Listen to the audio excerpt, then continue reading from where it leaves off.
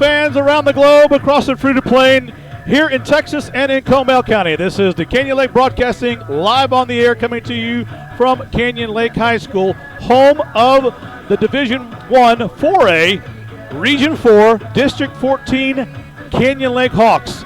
The Canyon Lake Hawks brought to you by Canyon Lake Broadcasting, the voice of the Hawks, an affiliate of KMAX Sports. KMAX Sports, when you want the best, dump the rest and go with KMAX Sports and Canyon Lake Broadcasting. Welcome to the Paul Sawyer Septic pregame show. This is Darren Lesturgeon. I'm Corey Martelli and Don Holmes, and we will give you live play-by-play action tonight at the Soggy Rainbow, as it were, here on the Friday night at Canyon Lake. Darren? Well, it's like we're sitting inside of a cloud, actually. It's just that when it comes down hard, it's hard, but it's just a constant precipitation dropping at all times out on the field. So, yeah, it's going to be a wet one. Going to have a big impact on the game, I suspect, and we'll see how both teams fare with it. Absolutely. Well, Don, we've been together for quite a while. Have you seen a game much like this one tonight that it sets up weather-wise? No, I remember it wasn't, you weren't with me, but it was during Gonzalez was here the second year that we were playing, and that's back when we had a grass field, and it was sloshing out there like nobody's business, man, and it's slip and slide. You could have made a mint doing slip and slide that night. Well, tonight we're going to have a little slipping and sliding as two types of offense get to the field, but before we get there, we want to thank everybody, of course, KMAX Sports and Les Clary, our QA down there working the board and producing the show, with Darren Lesturgeon, our producer tonight. Without those two guys in KMAX Sports, we would not be here tonight. We also would not be here tonight if it was not for the people like you listening to us here at Canyon Lake Broadcasting, the voice of the Hawks, coming from Canyon Lake High School. So we thank you and the other people of the stool. One Leg is our sponsors. I thank all of our sponsors being there. Absolutely. Thanks to our sponsors. And you know, it's a wet, soggy night. If you chose to stay home, we're going to bring you all the action right here live on the radio or through the web so that you don't have to get out and venture into this mess. But it's going to be a wet one, and it's going to be a fun one, so we'll see how it goes. But we thank everybody for listening in tonight. Absolutely. No one needs a magic 8-ball to tell you what's going to happen tonight. It's going to rain, and it's going to rain, and it's going to rain. So tell everybody. It might rain some more. It might rain some more. So get on the phone right now. Tell everybody to tune in. Canyon Lake Broadcasting. You can go to kmaxsports.com, or you can go to Don Holmes' website. That's hilltopnewspaper.com, because tonight's stats are going to be brought to you by hilltopnewspaper.com. We'll have halftime stats, Don, from Don Holmes. He's the owner-editor of Hilltop Newspaper. And then after the game is over, Saturday morning, Don will have all the stats and interviews from tonight's game. So tune in. Tell everybody to tune in. We got a lot of stuff to give away tonight. We've only got 3 people on the side of Burnet in the stands right now, and in Canyon Lake we probably have only about 20. So we're hoping that there's a lot of listeners out there. Well, and if you made that choice, you probably made the wise choice. That's we'll right. See that's how right. this goes tonight. Well, we welcome everybody again to a soggy Friday night here. Canyon Lake comes off a victory last week here at home against the Taylor Ducks as district play started. Canyon Lake walks away with a 33-14 win. Make that 37-13 win last night, Friday night, right, Don? We'll check with the stat man. What's stat man? 37-14. 37-14. There you go. It was a colossal clash of two teams that have grown to become fierce competitors. As at the last 3 meetings, the title game for the district was on the line. Yeah, last week's game was the first time any team had won by that many points. Canyon Lake did what they needed to do, or had done their best game or complete game against Taylor since they started playing them 4 years ago. Well, it was a close game. I mean, don't let the score fool you. That game was a toss-up at halftime. Canyon Lake got down big by 13 and had to score 37 unanswered points, if I remember right. Absolutely. They ripped off 37 unanswered points. The first quarter was owned by Taylor, and I believe they had 170-something yards total offense, Don. 177. And the defense came to life as Coach Hooper put the defensive faucet on full blast, and the defense shut them down to nothing. Yeah, the remainder of the game, they had how many yards, Don? They had about 230 or 240, but the other side of that was our offense. It only clicked off about 50 yards. And so it was a night and day, and it happened off of Caleb Allman 65-yard run that just broke it open for the Hawks after that. And so that's when the faucet turned on for the offense, and there was not a water problem after that. I got you. We have a water problem tonight. Well, folks, tonight let's turn to the Bulldogs and the Hawks. Canyon Lake Hawks and the Bulldogs are no strangers to one another. Here, the stats and history from hilltopnewspaper.com. We have met, excuse me, we have met 6 times, as I think it is, Don, right? 5 times. 2008, the Canyon Lake Hawks lost 49-6. The next year, 09, the Bulldogs beat us 40-7. And in the third year, Canyon Lake met Burnet in a playoff, and Canyon Lake upended the Burnet Bulldogs in the first round of playoffs, 27-20. That's when we caught their attention. And then the following year, 2012, we lost 37-31, and 13 we lost 34-7. So here we are tonight, Don. Yeah, tonight we're talking about the weather a lot. My question to you guys would be, does a wet weather hurt a passing team or a running team? And I'll throw another little piece of the formula in there to you guys, in that Canyon Lake has had a propensity to have fumbles this year.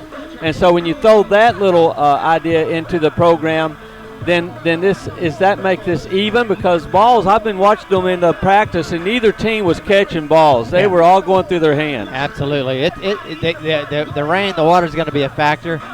Typically, you would say, Don, hey, it's going to favor the running team, right? That somebody's going to play ball control. But tonight, I say all bets are off, because the ball is going to be constantly wet, constantly slick, and we'll see what happens. Absolutely. It's interesting that 2013 was the last time they met.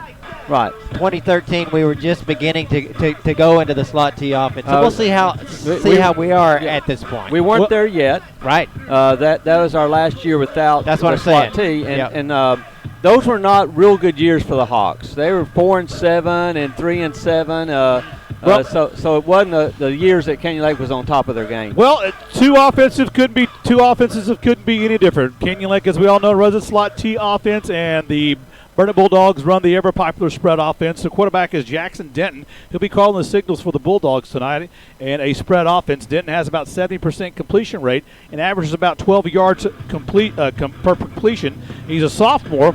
He's got a kind of a young gun look. He's kind of a shorter quarterback, muscle, very athletic, and he'll set up the pocket, and he'll try to also get downfield compared to the slot T offense with sophomore Peyton McMullen. More of a run and orientated. I doubt Coach Moses will throw it any. It'll be a ground and pound, so we may not see Peyton McMullen's arm tonight other than handing off. That's true. Last night I went to the freshman and JV game, and there was one pass by the Hawks on both games. Just one pass, and it was incomplete. The only Hawk that caught a ball was Jeremy Green on an interception. There you go. And that also hindered the Burnet Bulldogs, too, in those 2 games. But what you just brought up is that's a sophomore quarterback. I did a little rundown on their roster, Burnet's offense roster, and they have 13 or 14 sophomores and a freshman on their team. Well, that's a JV team right there, guys, and so they are low on seniors. They have about the same number of juniors, but when you have that many sophomores and freshmen on a team, they're not there to sit on the bench. They're there to be in the game because they've beaten out some of the other guys. Well, one of the go-to guys for the Bulldog offense will be Blaine Burkhalter. He'll be the go-to guy. He has about 500 yards receiving and 7 touchdowns on that. Devontae Miller and Luke Kaiser are second and third receiving options, one with 150 yards and the other with 200 yards with their catches. Marcus Escamilla will be the workhorse in the backfield in the rushing department with 400 yards. So they've got some tools out there. Again, they're a passing offense, as is the spread. We'll see what adjustments they make.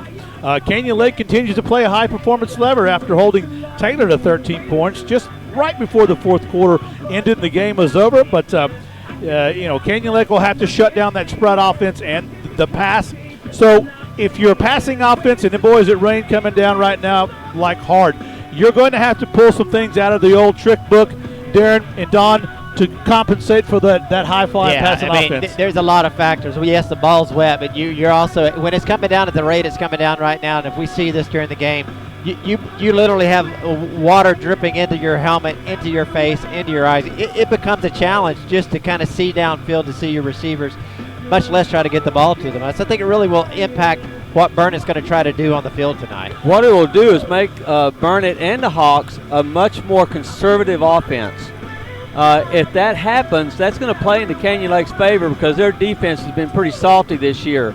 And so last night in the rain, both their sub-varsity teams were doing passes, not a lot by one team, but the other team did. And the reality is a lot of their passes weren't down-the-field passes. They were little short slants and flare passes on the to the outside. High percentage completion high rate. Percentage, but the Hawks were controlling the line of scrimmage, which caused them to bat the balls down and have chance for interception. So if that's the same situation here, then that'll play in the Hawks' favor. Well, it'll be a battle of two offenses and two defenses, as the ground and pound will be the order of the day for the Canyon Lake Hawks. Canyon Lake, again, Burnet have met 5 times, and this is the first time we've met in several years, so we're truly two complete different teams from yesteryear, if you will. Canyon Lake, again, they'll need tonight's victory to secure at least a 4th seed playoff, and Burnet's looking not to go 0-2 in the district and get kicked out of the playoffs. So Canyon Lake wins tonight. They'll have a district playoff game under their belt and ready to go, and that'll be, I don't know how many years, but we've made the district's playoffs consecutively, Don. Oh, I think we're at 6 years right now. I believe so. Yeah. So Canyon Lake has a lot to gain tonight, and when you have nothing to gain, like the Bulldogs, you're going to come out swinging hard, and they'll give you everything in the kitchen sink, in the neighbor's kitchen sink, and even the neighbor's bathroom sink too. Well, they haven't been counted out. They only have 1 loss in district. You can have 2 losses in district and get a 4th seed. You just take care of business. So I don't think they're in that mode yet. But you are correct. They have struggled this year, in that struggling last year because they were in one of the toughest districts in 4A. They called let's say one of the toughest. They were in the toughest district. Last year you had Lampasas, Burnet, Waco Levada, Smith, Gatesville, China Springs, and Liberty Hill. That was the SEC of 4A football in Texas, and that's what district Burnet was in. And right below that was Canyon Lake's district. Actually, I'm going to say I think it's like the Big 12 because I mean, SEC, there he goes, SEC has a couple of teams. Texas fan over there's here. A couple of teams on SEC, but when you get down to those other teams, it's not that great. When you have to drive to that big, thriving metropolis of Manhattan, Kansas, boy, I'll tell you what, there's some hard ball up there. Well, I'll tell you what. It's not the stadium, it's the team, guys. Yeah, But nonetheless, it was a very strong district. It was a very strong district. Okay. That's right. I'm telling you, boy. Thank you, Darren. Analogies aside. We'll set those analogies to the side. So moving forward to this year, we can talk about that a little bit because some of the teams tonight looking to make the playoffs, at least on a 4th seed, will be Liberty Hill, Canyon Lake, and Lampasas, all 1-0. And then we've got Fredericksburg, Burnet, and Taylor at 0-1. So those guys looking to flip-flop a little bit to keep their neck in the race. And so, again, it's going to be raining everywhere across the state of Texas. How many games will get completed tonight, I don't know. But before that is all getting underway, I did have a little conversation with a couple of our student athletes today before the game. Tristan Chacon is senior running back. He's a 3-year letterman, along with Trenton Lorette, another 3-year senior letterman here. And before we get to that interview, we're going to take a quick break and pay some bills with our sponsors, and we appreciate everybody tuning into the Paul Sawyer Septic pregame show. Hey, sports fans here in Canyon Lake and around Texas. When you need the best septic systems, look no further than Paul Sawyer Septics, the only company with a 3-year warranty and a 3-year maintenance agreement in the business. PaulSawyerSeptics.com, installing systems that last a lifetime. Give them a call at 830-935-4936. That's 830-935-4936. PaulSawyerSeptics.com. Hey, sports fans here in Central Texas and around Canyon Lake. If you're in an automobile accident, lock your keys in the car, have a flat tire, need gas, or need something to come get your vehicle and your family, call the Rabbit, Thumper Auto Recovery, 830-433-1864. Call the Rabbit and it'll come running, family owned and operated by Kevin and Cody Parker here in Canyon Lake, and a huge supporter of Canyon Lake Athletics. Give them a call, 830-433-1864. Call the Rabbit and it'll come running. Thumper Auto Recovery. Or look them up at thumpertowing.com. The Vam in At Lucky Sports Bar and Grill, you won't fail to see the Big Texas personality. Come watch some of your favorite sports while enjoying our great food or an ice-cold beverage from our full-service bar. You can choose between indoor or outdoor patio-wasted seating. Lucky's is now open until 11 p.m. every Friday, varsity home games. Go Hawks! We're located at 18100 FM 306, and we're open daily, and you can find our hours at luckysportsbarandgrill.com or give us a call at 830-935-3115. Let's play golf this weekend, okay? Okay, where? Well, the club at Rebecca Creek, of course. Of course. Why, of course? 3 reasons. It's in fantastic shape, has a great pool to relax in after your round, but the best thing in the hill country is the tasty grilled smash burger. Okay, I'm convinced. Let's call for a tee time. What's the number? The number is 830-885-5168 or visit their website at www.rebeccacreek.com. You may think you can get a good burger almost anywhere around here, but at Baja Barbecue Shack we have a lot more to offer. While enjoying one of our delicious options between Tex-Mex and barbecue entrees or enjoying a drink at one of our full-service bars, you and the kids will be well entertained by our live music while overlooking the marina, which is one of the best spots in Canyon Lake to see the beautiful sunset. So come join the Baja family. Find us at BajaBarbecueShack.com or give us a call at 830-935-3122.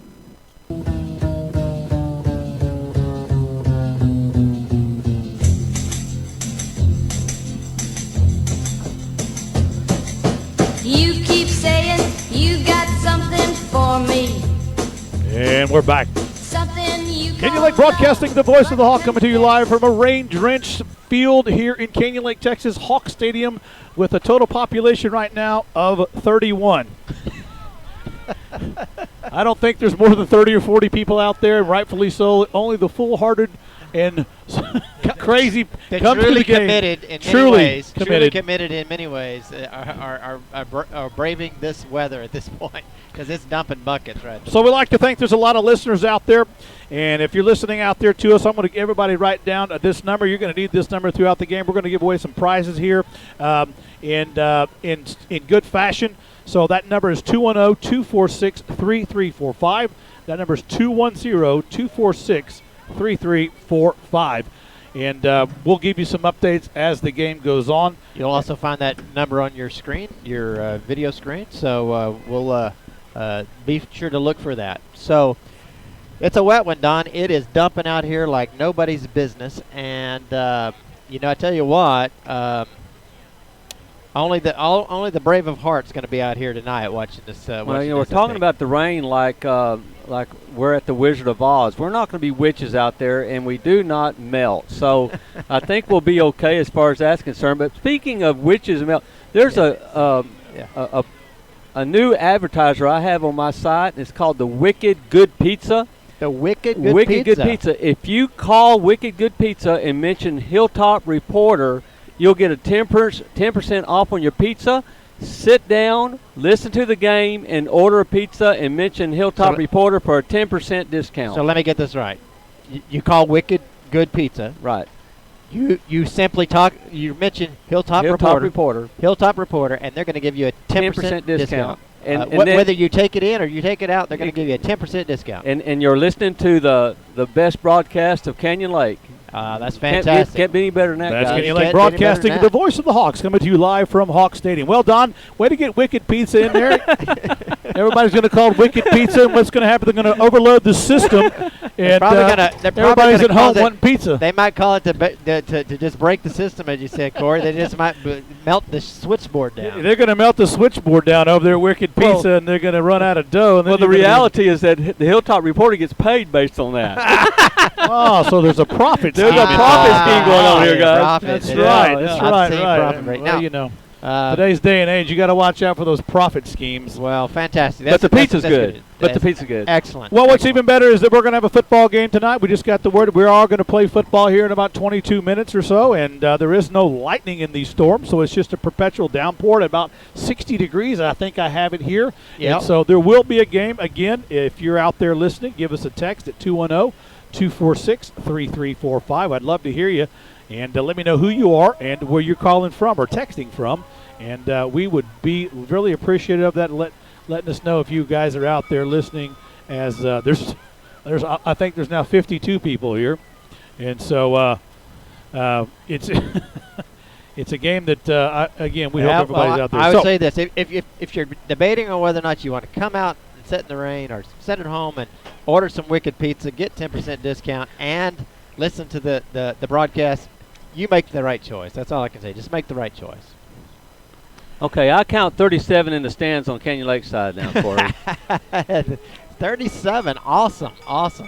So the teams have come out. They've done some initial warm out. I see 10 Burnet people, so we're up to 47 total in the stadium right now. The team from Burnet, the fans from Burnet are slowly, very slowly making their way there because there are 10 well, they're boating in right now. Well, those poor people up that way have just gotten a ton of rain. They have. And I'm sure that there's many people back in Burnet and saying, you know what, could somebody please turn the faucet off because we've got more water and more rain than we could ever want. So now, Corey, you're going to bring us a little news here. Bring us a little news. We're going to do the national anthem. We're going to do just the national anthems, but we're going to get the teams announced right here. Comes the rosters for both teams. After that, there's no faculty, staff, or band out here. And, there is faculty and staff, just no band. The cheerleaders just came out here in full rain gear. So let's do the untraditional, non-traditional thing here. I'm going to get off the stadium announcement as for the rosters for both teams, and then roll that way. Excellent. On an untraditional night. Very untraditional. Here comes the 2018 Burnet Bulldogs varsity roster. Number 1 will be Cameron Gunter. Number 2, Brady McPherson. Number 3, Blaine Burkhalter. Number 4, Cooper Cook. Number 5, Silver Henson. Number 6, Caleb Alexander. Number 7, Luke Kaiser. Number 8, A.J. Ponsick.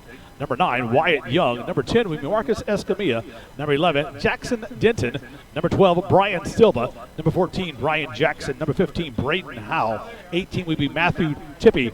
Number 20 is Connor McBurnett. Number 22 is Devontae Miller. Number 23 is Keaton Rodriguez. 24 is Caleb Daniels. 25 is Brett Moore. Number 26 is Isaac Sanchez. Number 27 is Jose Salazar. Number 28 is Gerardo Murillo. Number 32 is Mark Barnett. 33 is Zach Ferguson. 35 is Jaden Laidler. Number 40 is Tracer Park. 44, Andre Meredith. Number 50 is Jaime Herrera. Number 54 is Grishma Pun. 55 is Haven Henry. Number 56 is Blake Estes. Number 60 is Roger Craig. Number 61, Rodney Dotson. Number 63, Jace Maynard. Number 66 is Connor Kolb. 72 is Zach Hudgens. Number 73 is Trey Ford. 74 is Sean Johnson. Number 75, Jared Tippy. 76 is Jonathan Nandon. And number 78 is Ray Amador. The head coach and athletic director here is Kurt Jones at the Burnet High School. The football assistants are Billy Cook, Jared Dry, Casey Carr, Reed Ware, Eddie Parker, Tim Perkins, Russell Houston, Sidney Parker, Ryan Robinson, Tanner McLean, Craig Griffin, Chad Keel, Corey Warner, and Sonny Wilson. The athletic trainer are Angel Rios and Miranda Paulin. The superintendent at Burnet High School and Burnet ISD is Keith McBurnett. High school principal is Casey Burkhart. Assistant principals Randy Chafin, Jennifer Stewart, and Christy Carruthers. Cheerleaders Cindy Roberts and Chris Morrell. The band director is Jason Jones, and the Highlandettes are Kathy Clinton. That's your 2000 Burnet Bulldog varsity roster and faculty and staff for the Burnet Bulldogs. Well, I'll tell you, looking at their roster a little bit, Don and Darren, got some, looks like they might have a young squad. And maybe a building year for the Bulldogs. Well, we talked about that, about how many, at least 14 sophomores and one freshman. Absolutely, yeah.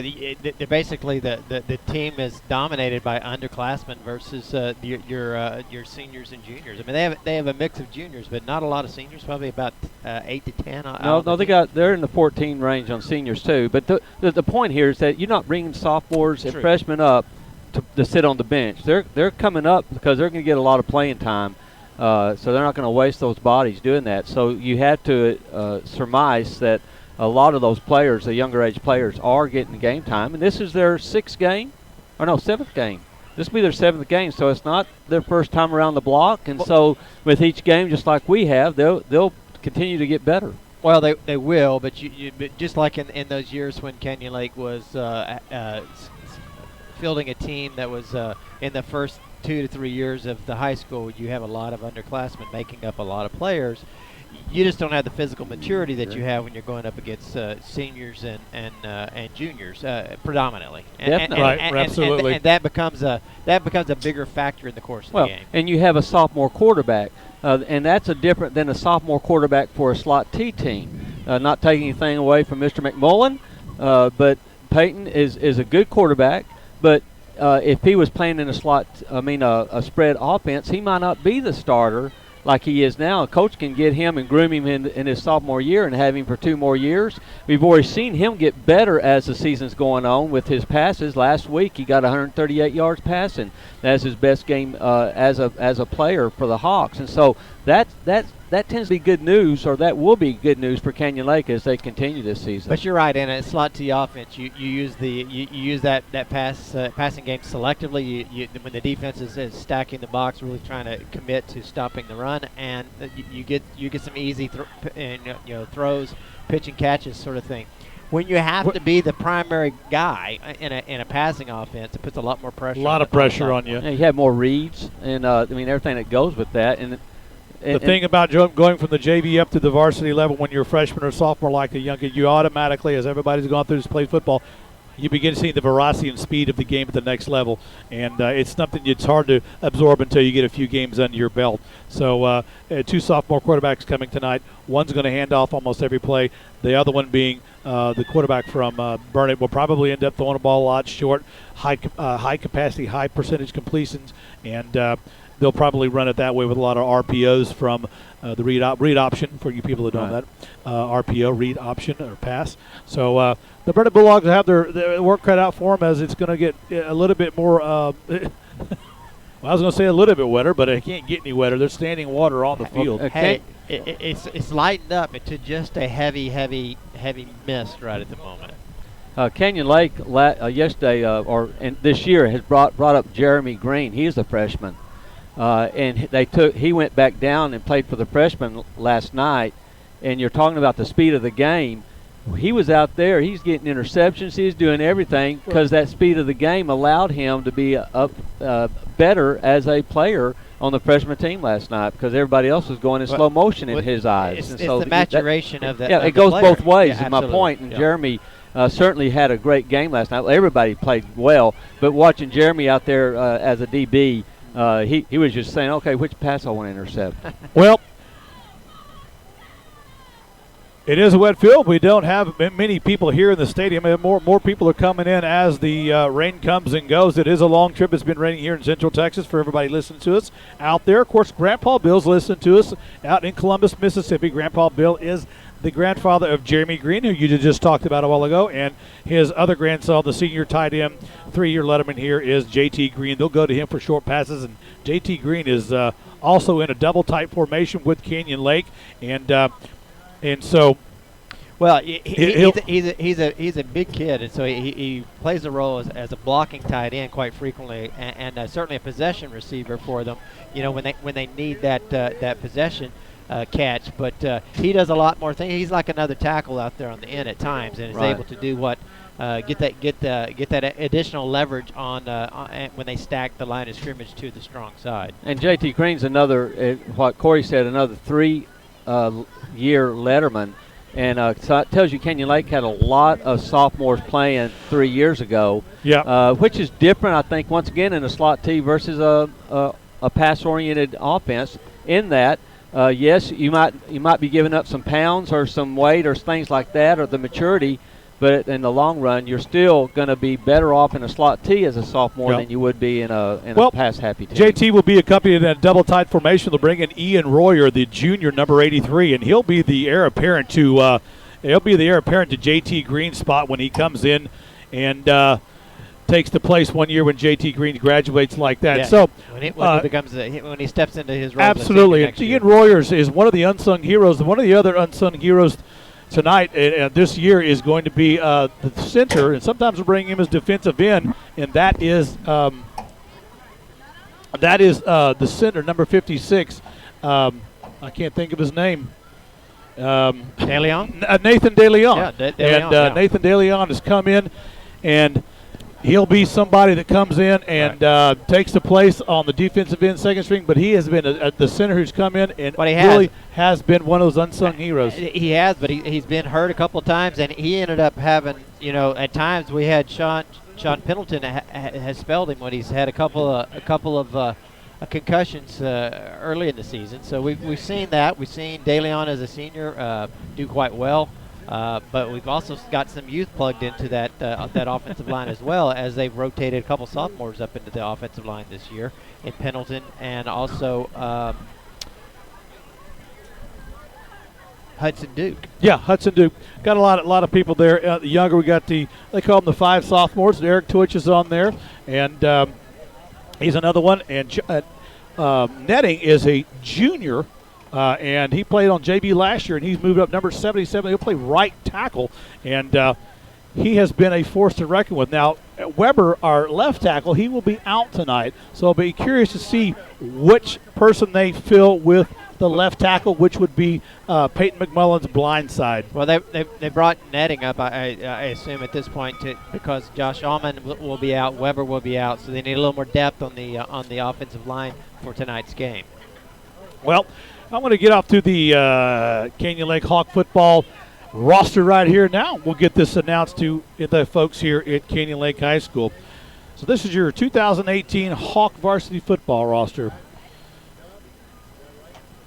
The Hawk roster for the game tonight will be as the following. The 2018 Canyon Lake football team. Number 1, Trey Lucero. Number 2, Grayson Lee.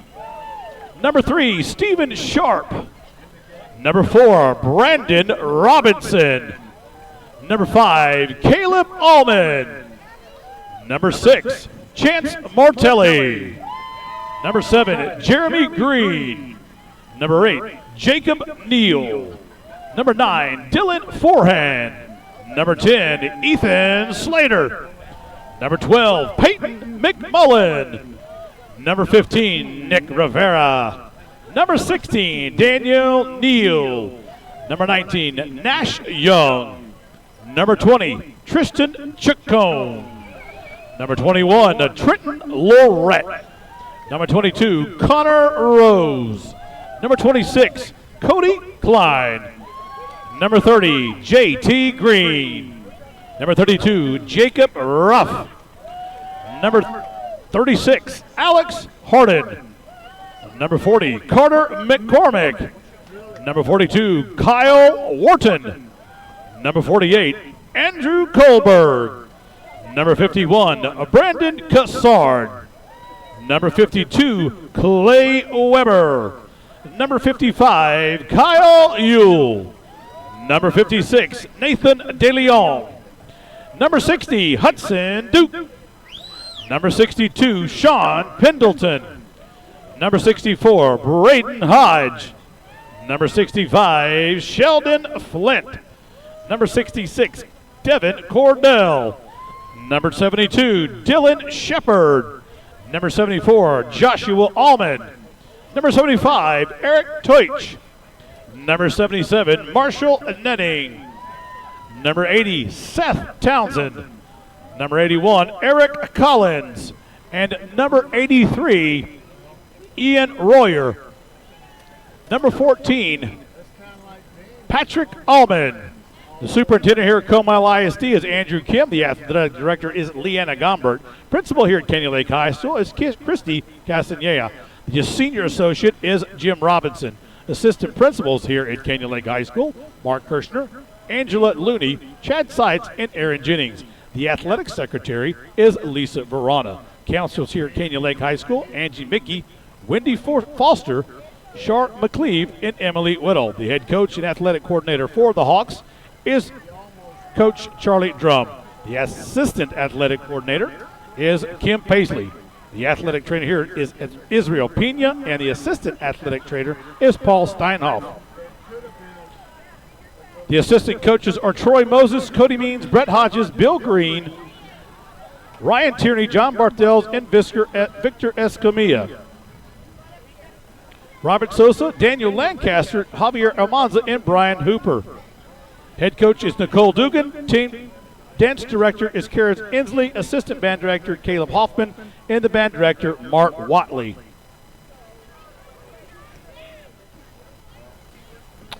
And that's your Canyon Lake Hawks. They're in the tunnel and they're getting ready to take the field as the tunnel's beginning to bounce. It's rumbling, it's stumbling, it's bumbling, and they're getting ready to enter onto the field as their intro music begins to play. Or not. I think there's an emergency going on right now. we have an emergency. We have an emergency situation. Here we go.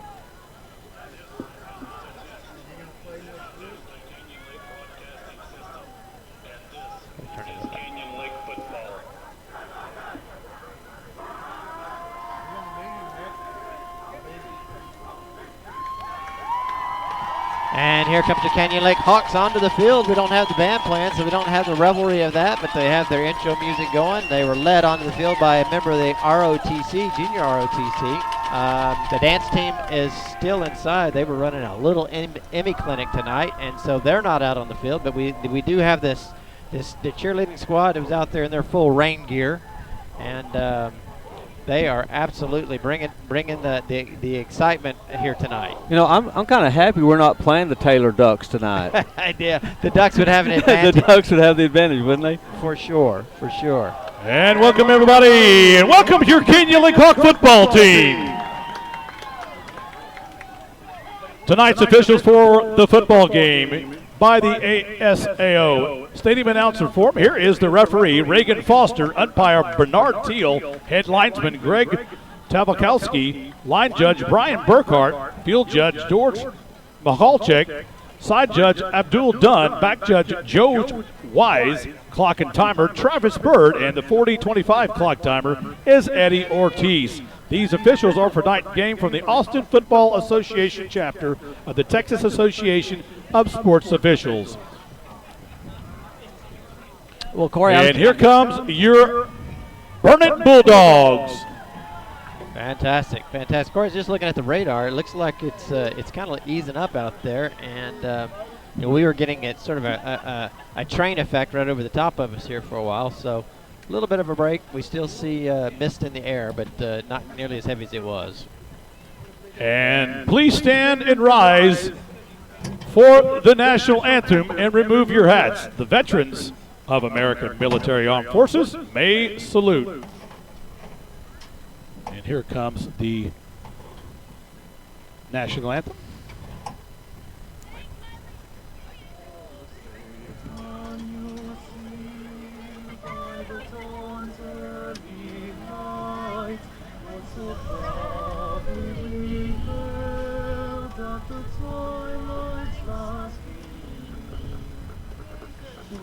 Stripes and bright stars through the perilous fight.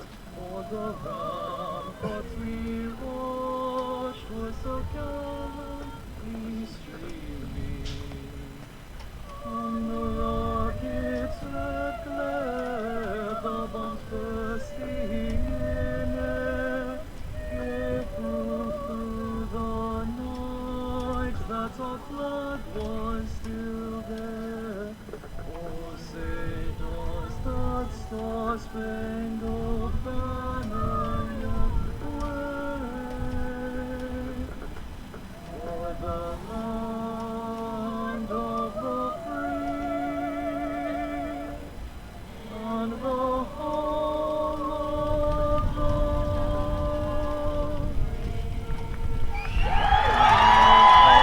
All right. Please still remain standing until the color guard exits the field. Tonight's color guard from Canyon Lake High School ROTC. The color guard commander is Chris Sanders. Lead rifle Tucker Estelle. U.S. flag Ezekiel Clayton. Texas flag Dylan Smothers. Italian flag Jake Peters. and the trail rifle Baylor Vickers. All right, well, that was the color guard as they brought the colors out on the field, and they're now exiting the field as we get ready to get this game underway. It's kind of a fine mist right now, too, so it's the downpour that we were looking at has finished for the time being. At least subsided unless another. All right, it's Friday Night Light here at Canyon Lake High School. Let's get ready to play some football. The Bulldogs and the Hawks. Welcome everyone to Canyon Lake Stadium here on a rain-soaked field night. We appreciate everyone coming out and supporting their student athletes here from Burnet, Texas and Canyon Lake, Texas. We welcome everybody here tonight for the game. Team captains for the Bulldogs is number 11, Jackson Denton, number 72, Zach Hudgens, number 33, Zach Ferguson.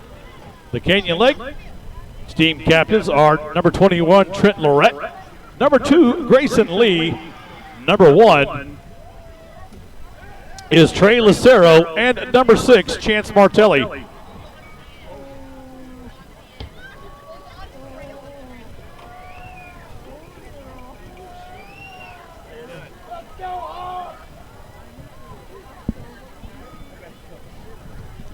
Well, they're out at the field getting the tosses up.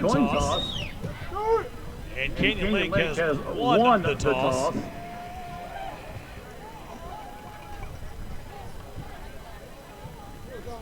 And it looks like Canyon Lake will receive the ball to start the game up. And they'll be receiving from the north end. All right, football fans, here we go. Friday night in the rain. Boy, what rain it is, man. Well, it's wet, and it continues to mist. Not as heavy as it once was, but and it doesn't look like we're getting quite as heavy a rain at this moment. But tell you what, it's a constant precipitation. Feels like it's one of those Seattle nights, that just never stops raining. All right, Hawk fans, it's kickoff time here at Canyon Lake High School. Off your seats and on your feet. A tradition for standing here at Canyon Lake High School since inception in 2007. Kicking the ball off for the Bulldogs, number 27, Jose Salazar, back deep to receive the kick. Number 21, Trent Lorette. Number 20, Tristan Chacon, and number 32, Jacob Ruff. And here we go. Second game of district this year. District 14 playoff game on the line. All right, folks. Let's get behind your Hawks. Well, we do see the crowd coming in from Burnet. Absolutely. Maybe they were out in the cars just waiting for this rain to break a little bit and decided to make a run for the stands now that the game. Oh, I would. That's good. Good And play on their here part. we go. And we're off to a squib kick down the middle of the field. Did it be taken and down? And number 8 will down the ball, and that's going to be Neal. So Neal will take the ball and down it at the 34-yard line. It'll be first and Canyon Lake to start the game. Jacob Neal playing in that up back position. The ball just is squibbed right down the middle of the field. It bounces up into his arms. He just takes it on one knee and puts it down immediately. Tries no run back. Wisely on a night like tonight, just to get the ball in possession and turn it over to your offense. Absolutely. Well, here comes a rain-soaked night coming at you. And here comes the slot T and McMullen. It'll be a backside trap play. Lorette will take the ball, and he will met at the 35-yard line. And Lorette with the carry, he'll pick up about a yard. It'll be second down and 9. He'll pick up 2, make it second and 8. Lorette comes from the left side on that little backside sweep, and he's met immediately, as you said.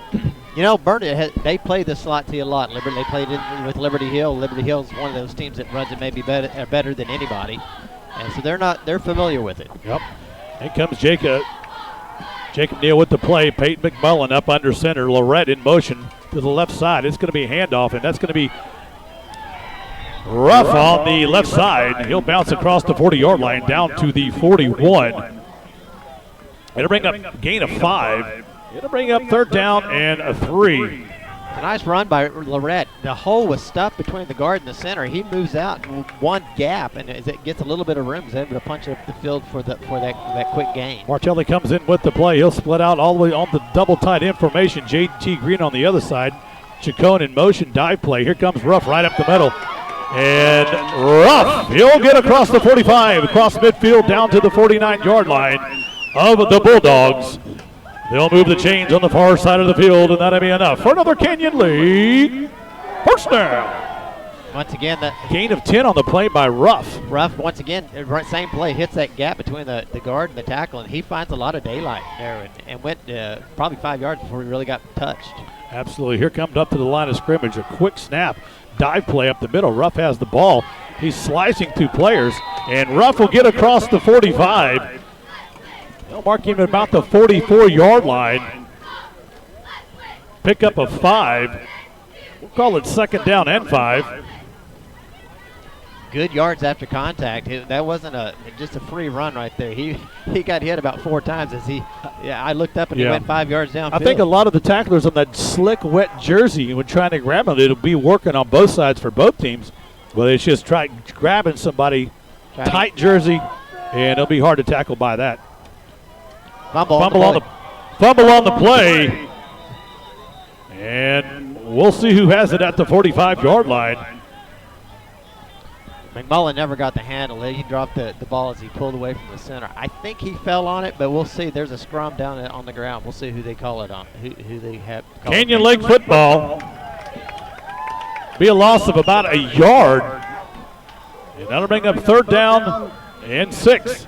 Well, that's the sort of thing we've seen throughout on a drive field. A little bit of trouble in that handoff and in that taking that snap. That's our first casualty of the night. And so they lose the down and they lose the yard. That's unfortunate, but fortunately didn't lose the ball.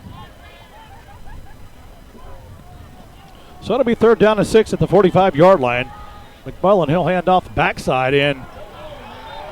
Tackle on the play for Burnet. A loss on the play. And it'll bring up fourth down and 8 for the Hawks. Yeah, that was a big run by Ruff, and he got upended at about the 47-yard line. Ruff was not happy about that. That was a delay sweep to the fullback. You don't see that one too frequently, but they read it all the way and turned him upside down. Back deep to receive the punt is going to be number 11, high one by Neal. It's going to go angled towards out of bounds, and it's going to check up. And there goes the punt all the way down to the 21-yard line of the Bulldogs. And the Bulldogs will have it first and 10 at their own 21. 8:39 to play here in the first quarter. So the Canyon Lake faithful, they wanted to see a roughing the kicker on Lorette. He got hit. The referees swallowed the whistle.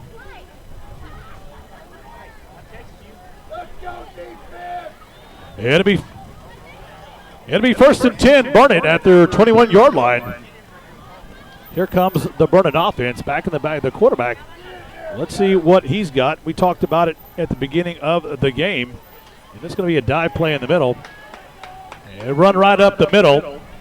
And maybe a gain of the yard. We'll say a yard. No gain. It'll bring up second down and 10.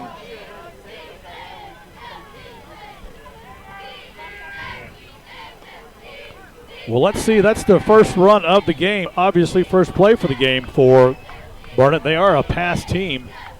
Their quarterback is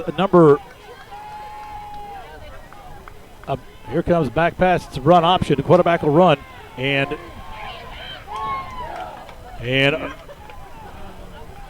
Ruff on the stop. Number 11, your quarterback on the run, Jackson Denton. He'll pick up 5. It'll be third down and 5 at the 26-yard line. 7:46 and counting here. And that was a run. That was a run all the way designed. They'll try to get him the ball as much as they can, along with Burkholder. We talked about that earlier. Don had talked about Burkholder earlier in the game. Here comes a spread formation in the backfields. Is Denton. And they'll halt up the play real quick to look to the sideline. Option offense there.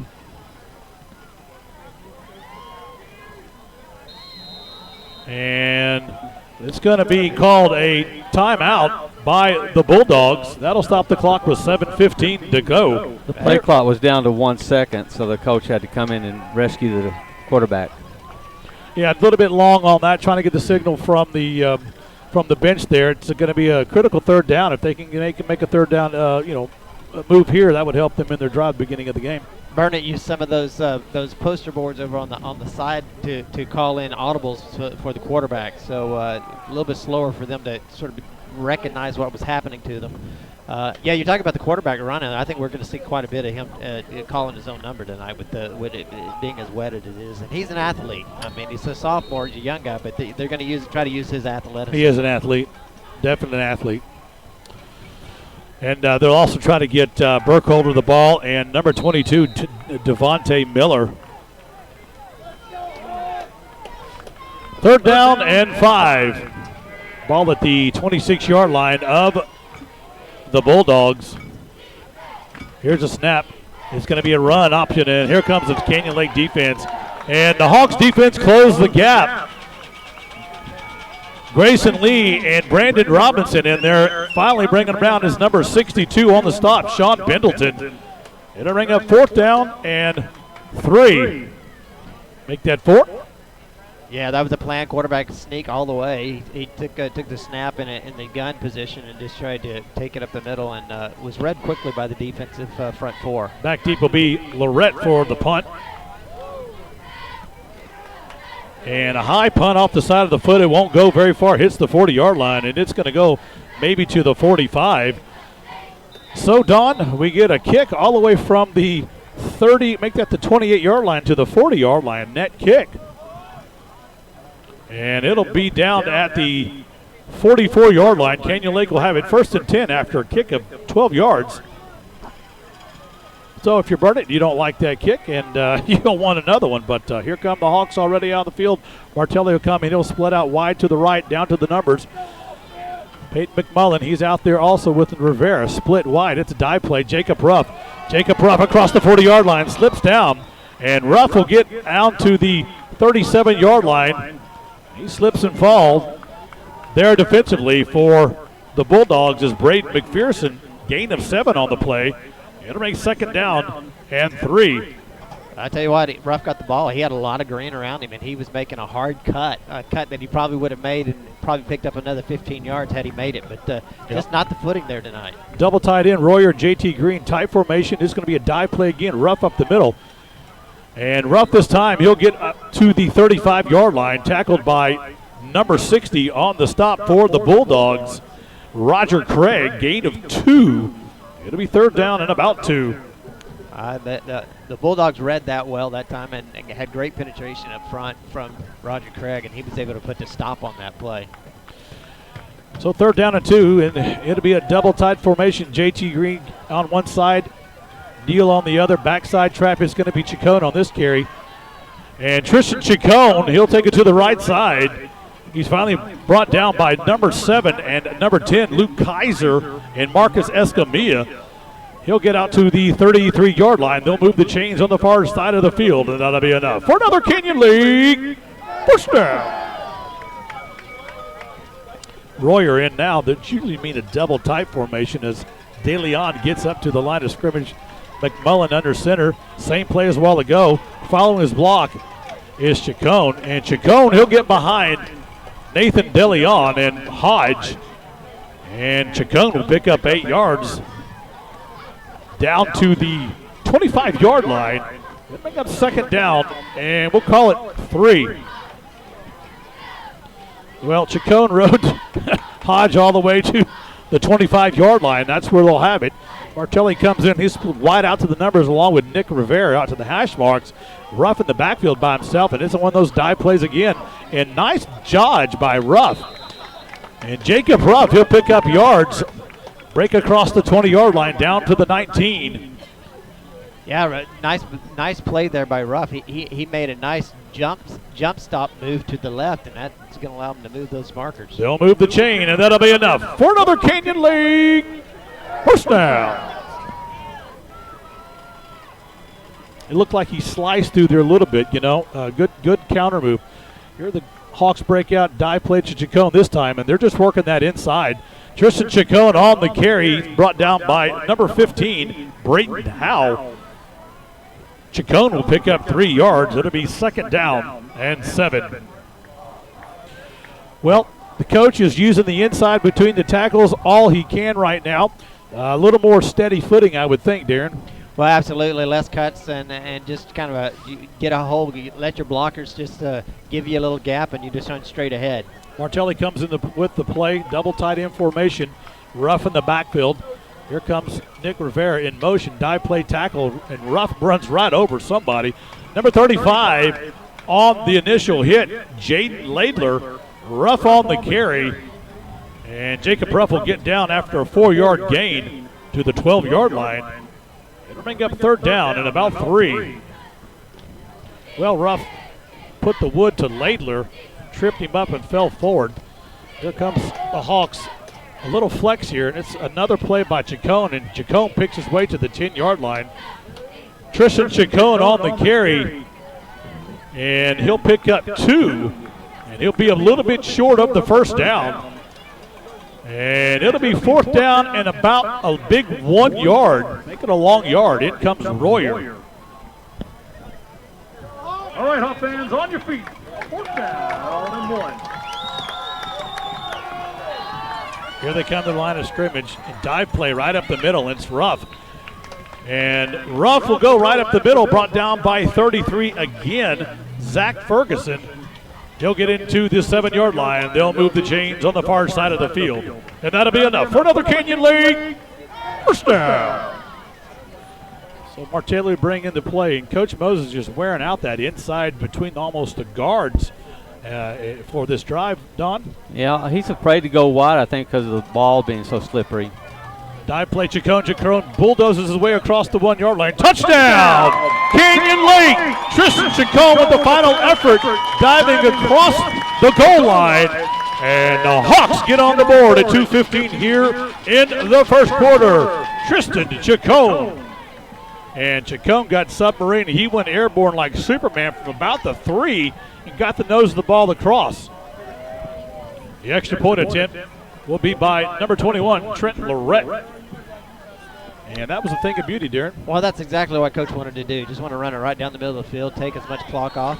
Extra point's up and good. Point is good. And so with that, they go to 7-0. But that's what Coach wanted to do, right? Just control the ball and just 4 yards, 4 yards, 4 yards, and just move that ball down there, wear down that defense. That's really objective, I think. Absolutely. Don, give me a stat on that drive from the Hilltop newspaper. They went 10 plays for 56 yards. The simple fact here is that there's only a couple plays, or 3 plays, that were more than 5 yards. And the rest of them were all 2 to 4 yard runs, and that's exactly just running down the clock. It takes 3 to 4 plays each time you do that. Absolutely. All right, Hawk fans, off your seat and on your feet. It's kickoff time here in Canyon Lake High School. Tradition since 2007. Kicking the ball from the 40-yard line, number 19, Nash Young. Yeah, as I said, Nash Young, he came up from the soccer team right there during the middle of the Blanco game when Lorette was out, and he's been kicking ever since. So nice work by Young as he's come in and taken over those duties.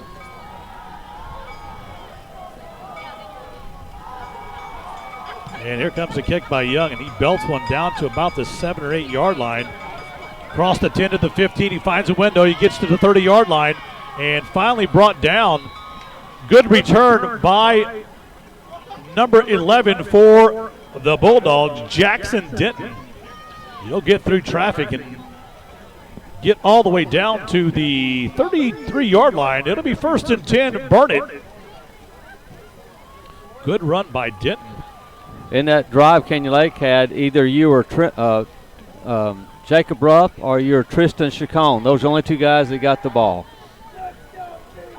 1st and 10, Bulldogs. Well, they were able to get that drive after a very short punt, great field position. So here we go on defense. It'll be an RPO pass down the middle and way over the head intended for number 22, Devontae Miller. Pass incomplete. It'll bring up second down and 10. You had Miller out on the right side. He got behind the cornerback, the guy playing over on that far side, trying to see his number. That's Rivera that's playing on the left corner position, but the ball was well overthrown.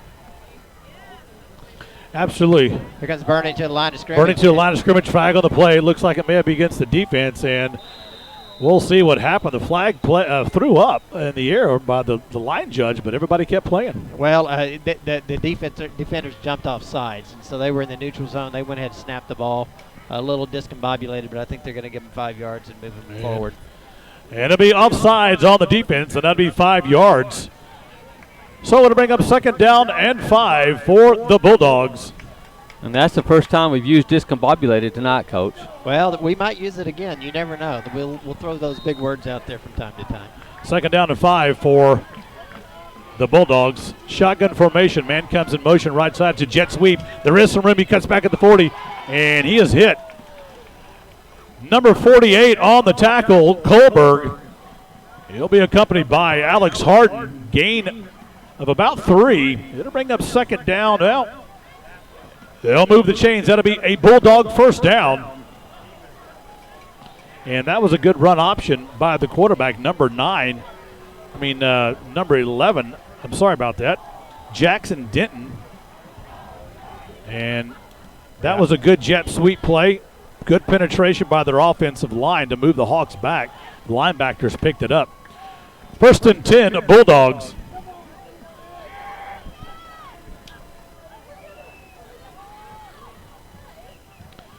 And here comes the run for the quarterback right up the middle. And quarterback keep up the middle. And he is stacked up by Pendleton down in there, along with J.T. Green and Duke. Yeah, they got no movement on the defensive line of the Canyon Lake. They held strong, Pendleton and Duke right up the middle, and there was no place for the quarterback to go. They stopped him cold. Make that number 51. Brandon Kinsard, loss of 1, second and 11.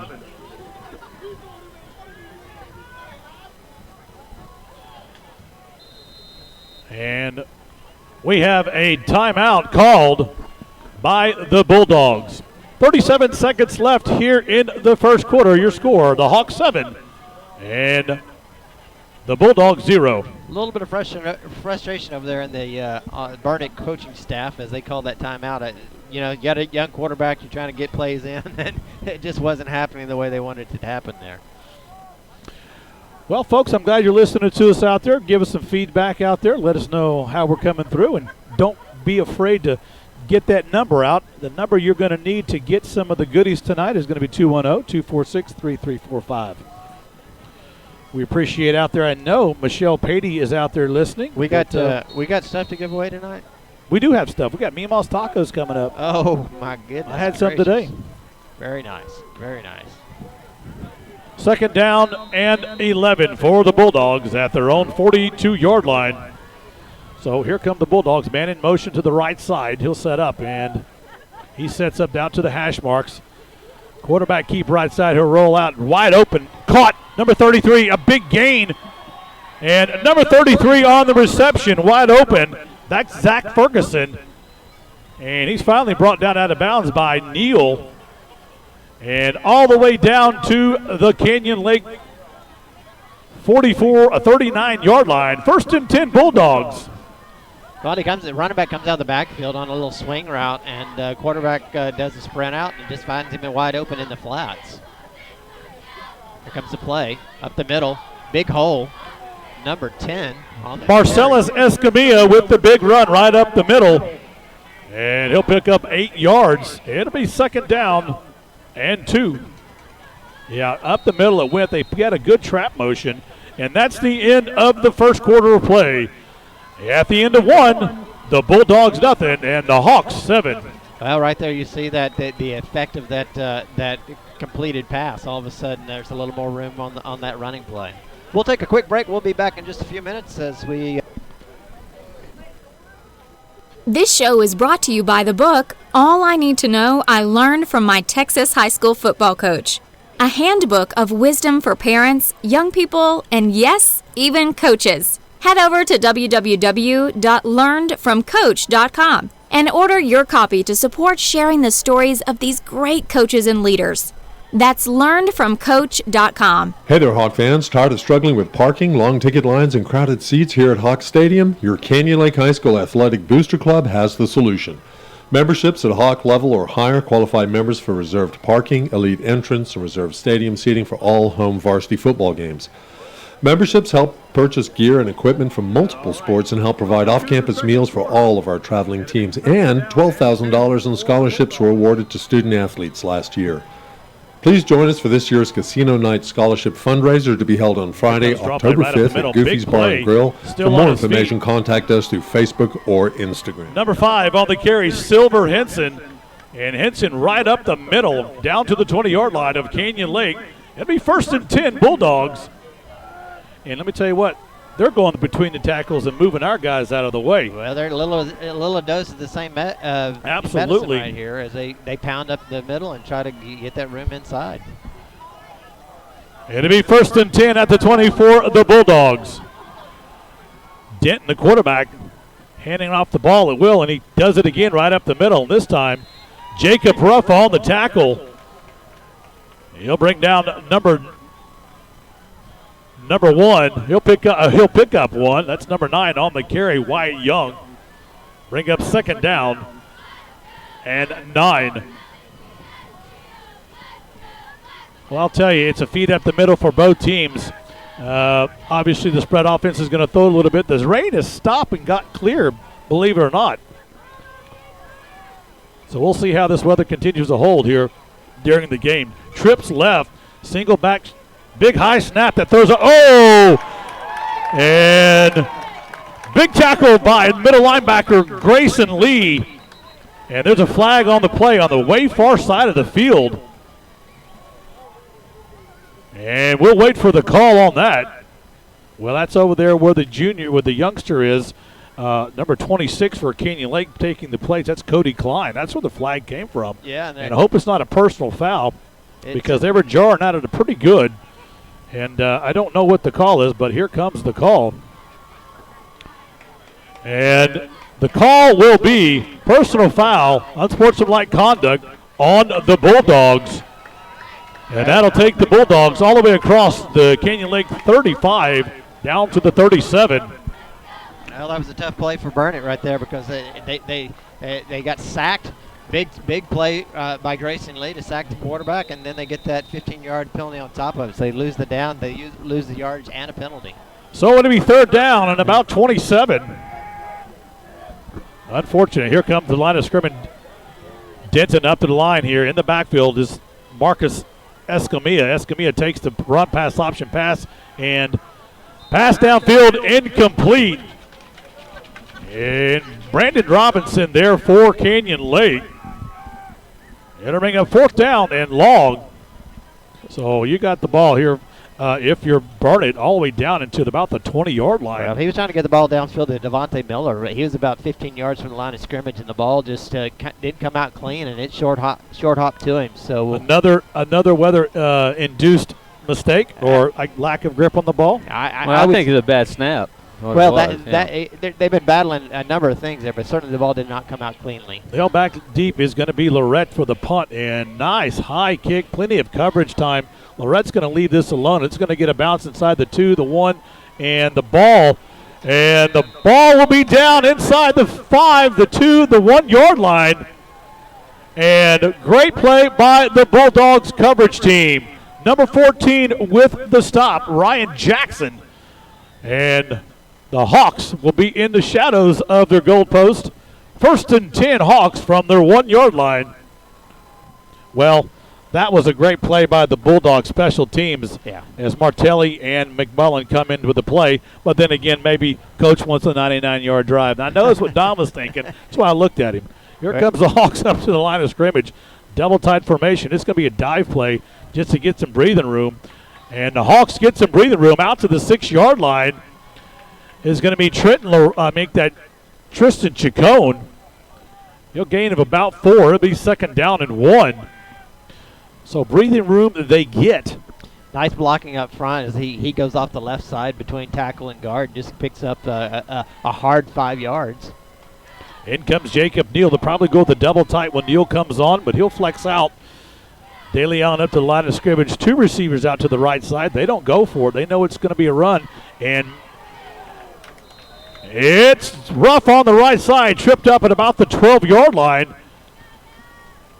And they'll move the chains on the far side of the field. And that'll be enough for another Canyon Lake first down.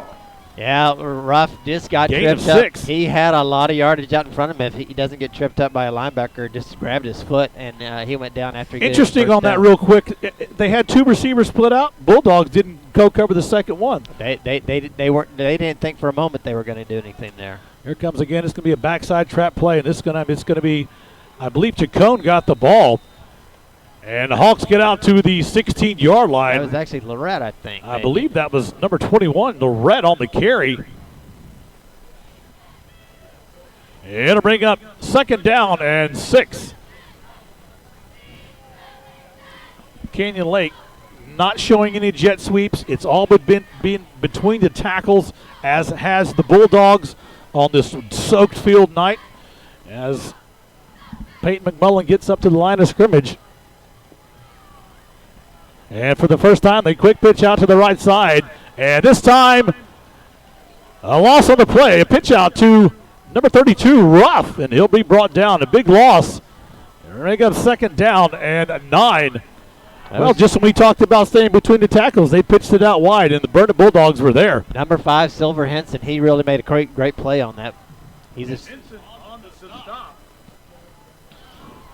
Well, you're right. Henson made a good play. Martelli comes in. He shed the block and was able to get to Ruff very quickly out on the edge. Let's see what Coach has up his sleeves. 3rd down and 9. It's going to be a rollout pass. Downfield is Martelli. And it's caught. Pass complete all the way down to the 41-yard line. McMullen to Chance Martelli for the completion. They'll move the chains on the far side of the field, and that'll be enough for another Canyon Lake first down. Well, you see coaches using Martello a little bit more and more. He's got good speed. He gets behind the defender and was wide open. A good catch.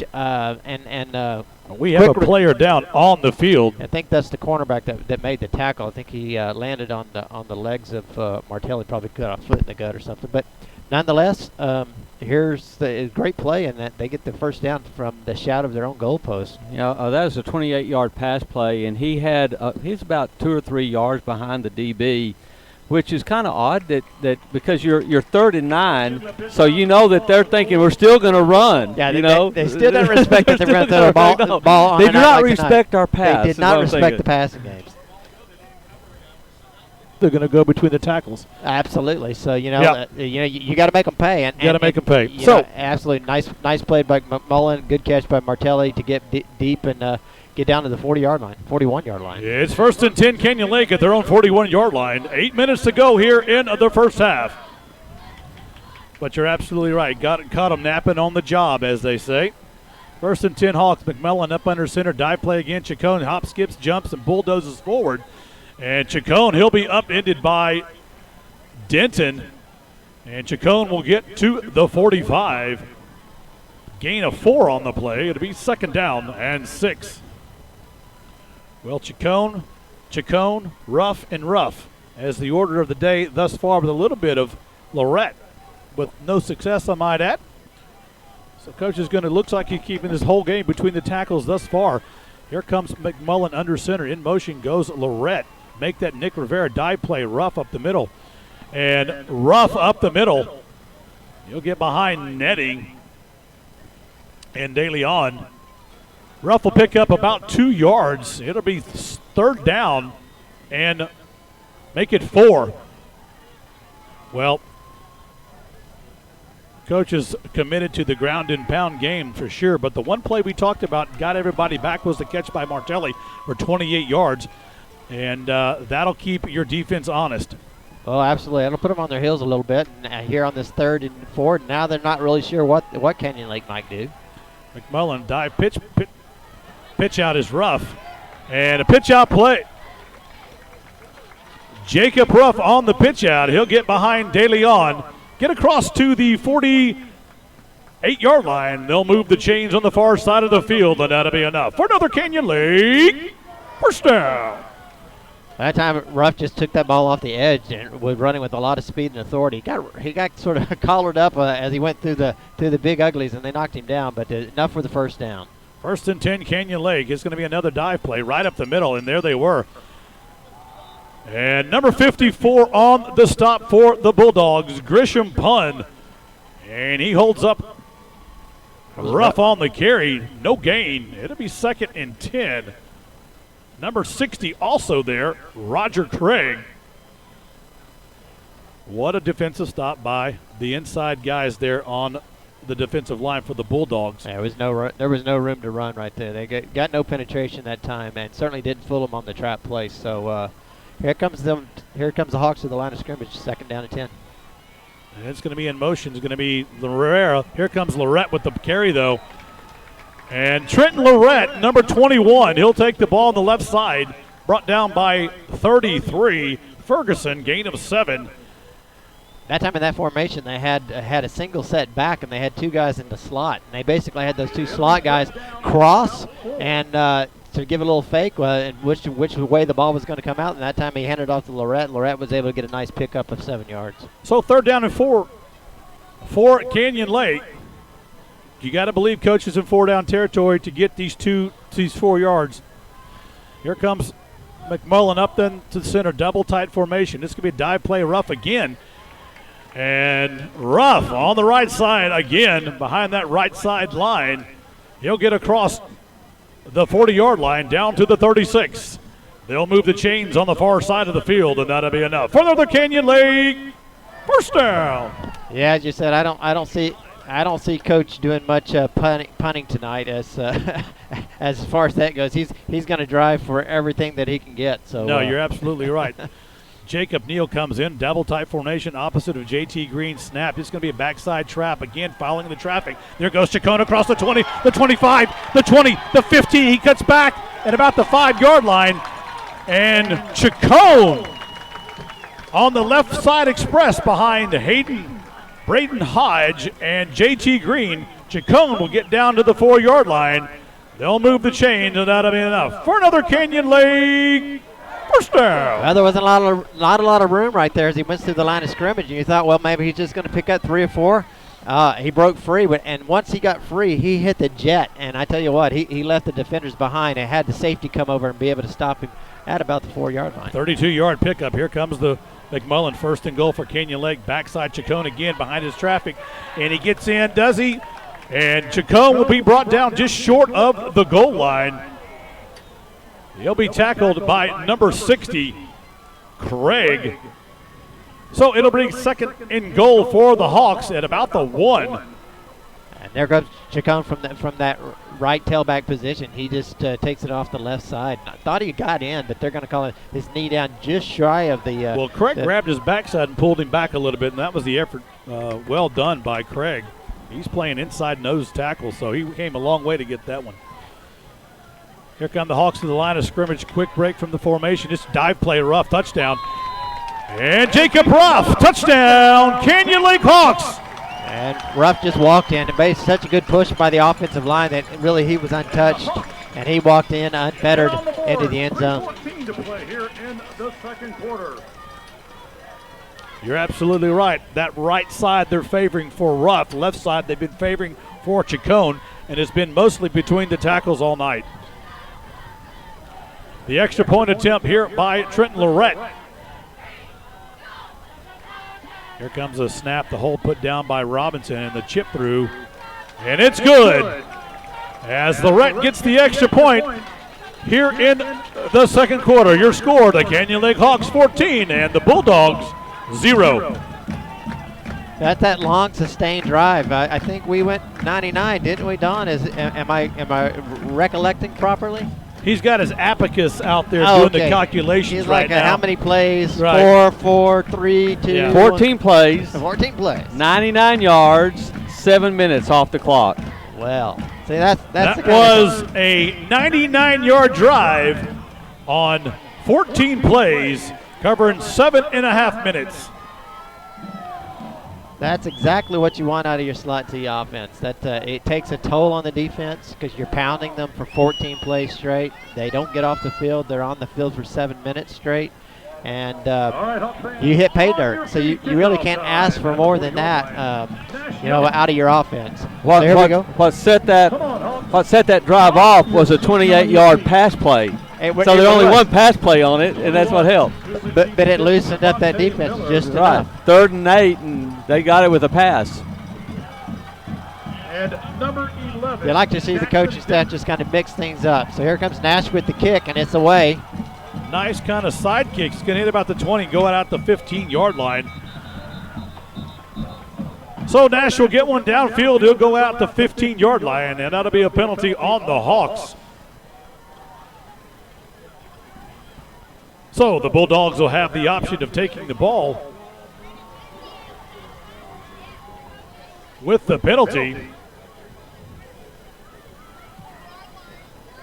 Well, the conversion on the field that typically goes right to the 30-yard line.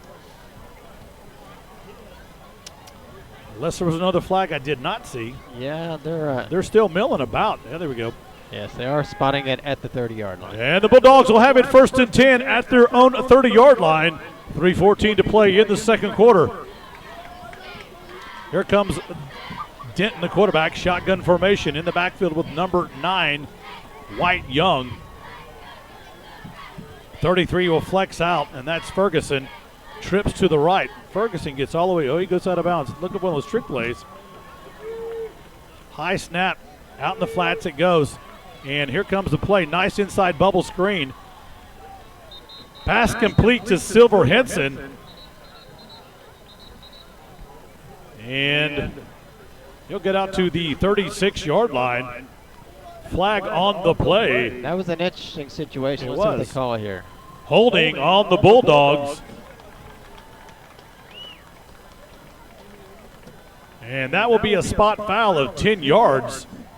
So they'll take it back 10 yards and repeat first down. And the Bulldogs will have it 1st and 10 at their own 26. Make that 1st and 14 at their 26. Had to do some mathematical calculations. Did you do that in your head? I tried to. I didn't have John's abacus, but it worked out well. All right, very nice. I use my finger sometimes, guys. Denton back here, RPO. He takes it right up the middle. There goes Denton showing his speed. And Denton. And the quarterback, Jackson Denton, on the keeper right up the middle. Big yards for the quarterback down to the 30-yard line. And it'll bring up second down and about 5.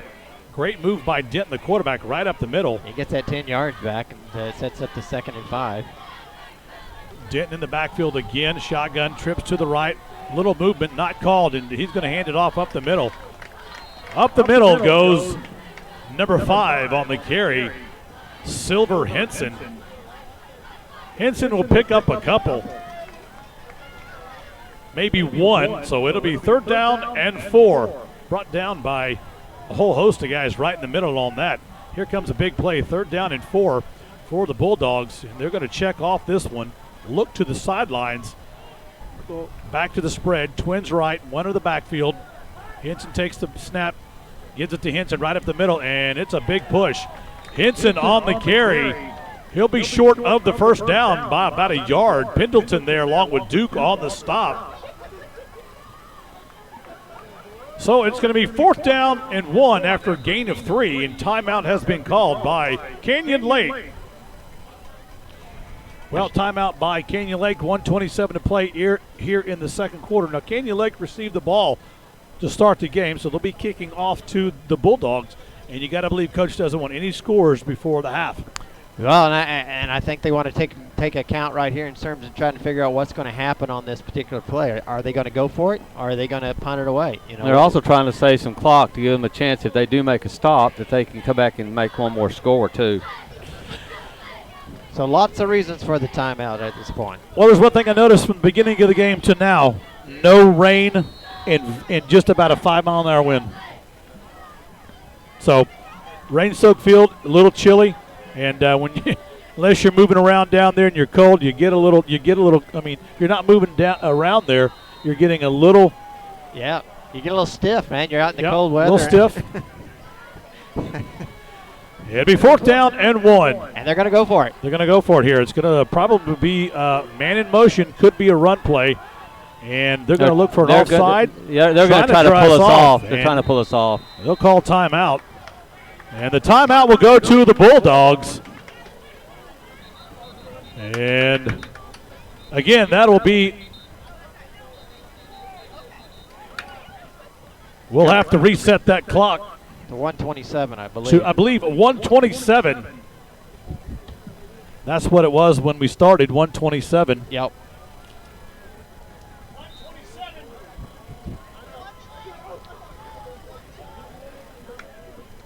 So they huddle up on each side of the field. They talk it over. Referees are trying to get the game clock straight. They're putting 127 back on. They had to let it bleed off there as that play did not take place. And no, it didn't. It did not take place, and therefore they put the 127 back on. So we still have a 4th down and 1. And we're still going to see what they're going to do. Are they going to punt it away? I know they're going to hate to give the ball back to Canyon Lake with the 127 left here in the half. And here comes 4th down and 1. And back deep receive the punt will be Trenton Lorette. Now let's see if they fake it or not here.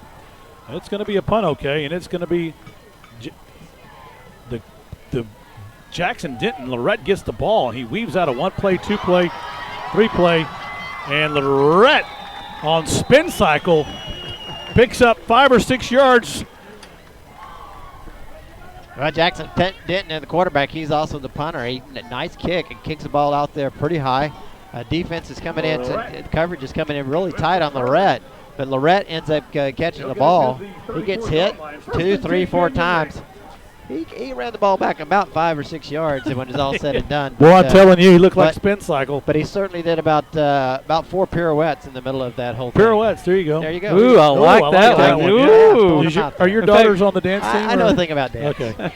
1st and 10, Canyon Lake at their own 34-yard line. In motion comes Rivera. It's going to be a pass downfield. And here comes a lofted one down to Chacon. Chacon has it. And he could go the distance. Here comes Chacon, the 15, the 10, the 5. Touchdown, Canyon Lake. Trenton Lorette from Peyton McMullen. And the Hawks get a touchdown. 1:03 to play in the second quarter.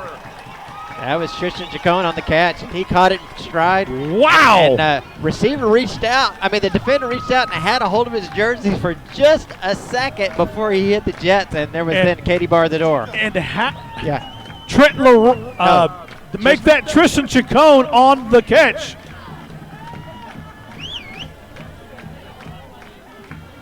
Yeah, and that was Chacon on the catch, and here comes Lorette for the extra point. And that's Lorette with the extra point.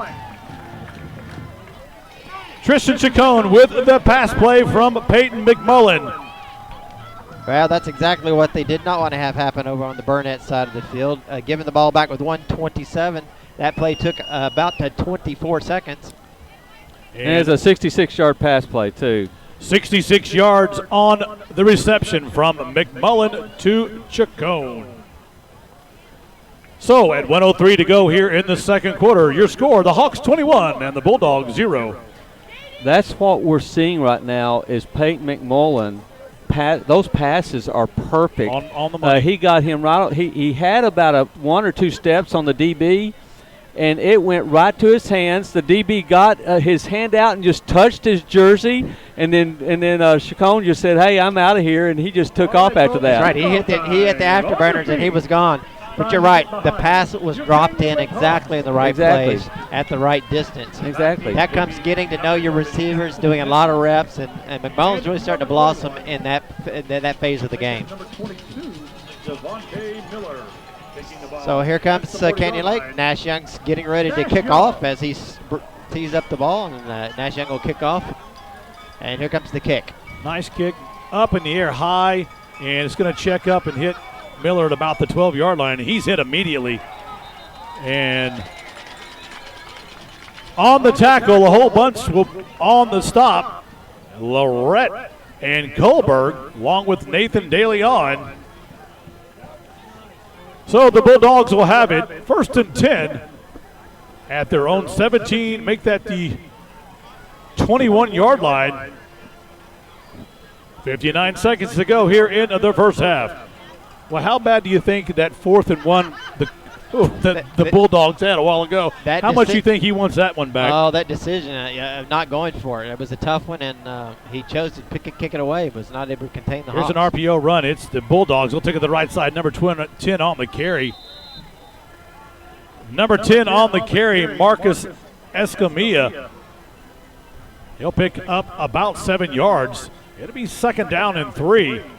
Great run option read by the quarterback, Jackson Denton. Escamilla in the backfield again. Denton will take the call, and it's going to be, again, the same play, different side as Escamilla takes the ball, hits the traffic. And Escamilla, he'll get out to the right side. He's met there by Nick Rivera and Grayson Lee. He'll get to the 34-yard line. That'll be a 1st down for the Burnet Bulldogs. Well, Canyon Lake's playing a little bit farther back. Pick up a 5. Playing with one less linebacker out there. They got their safeties back, and again, they're just trying to keep everything in front of them here in the final 19 seconds. So the Hawks go with the nickel package, drops everybody back across the 50-yard line. Here's a snap, and it's going to be a pass downfield. Pass intercepted. Intercepted! Number 8, Jacob Neal with the interception.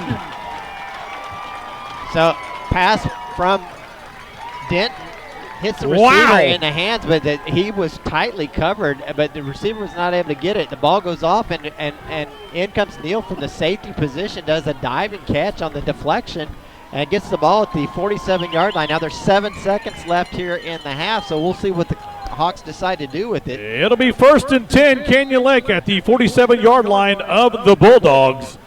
McMullen comes in with Martelli. Let's see what Coach Moses has up his sleeve. Split out left side is Martelli. To all the way to the right is Trent Lorette. And the backfield's rough. It's going to be a pass. McMullen scrambling for his life, loses the ball, and still a calf scramble.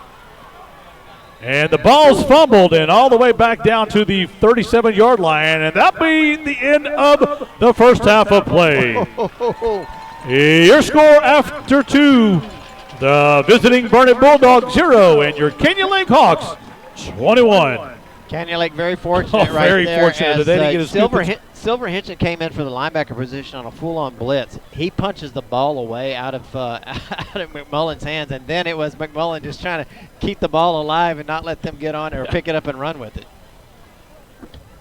And here comes your halftime entertainment by the Emerald Dancers and the Little Emmys.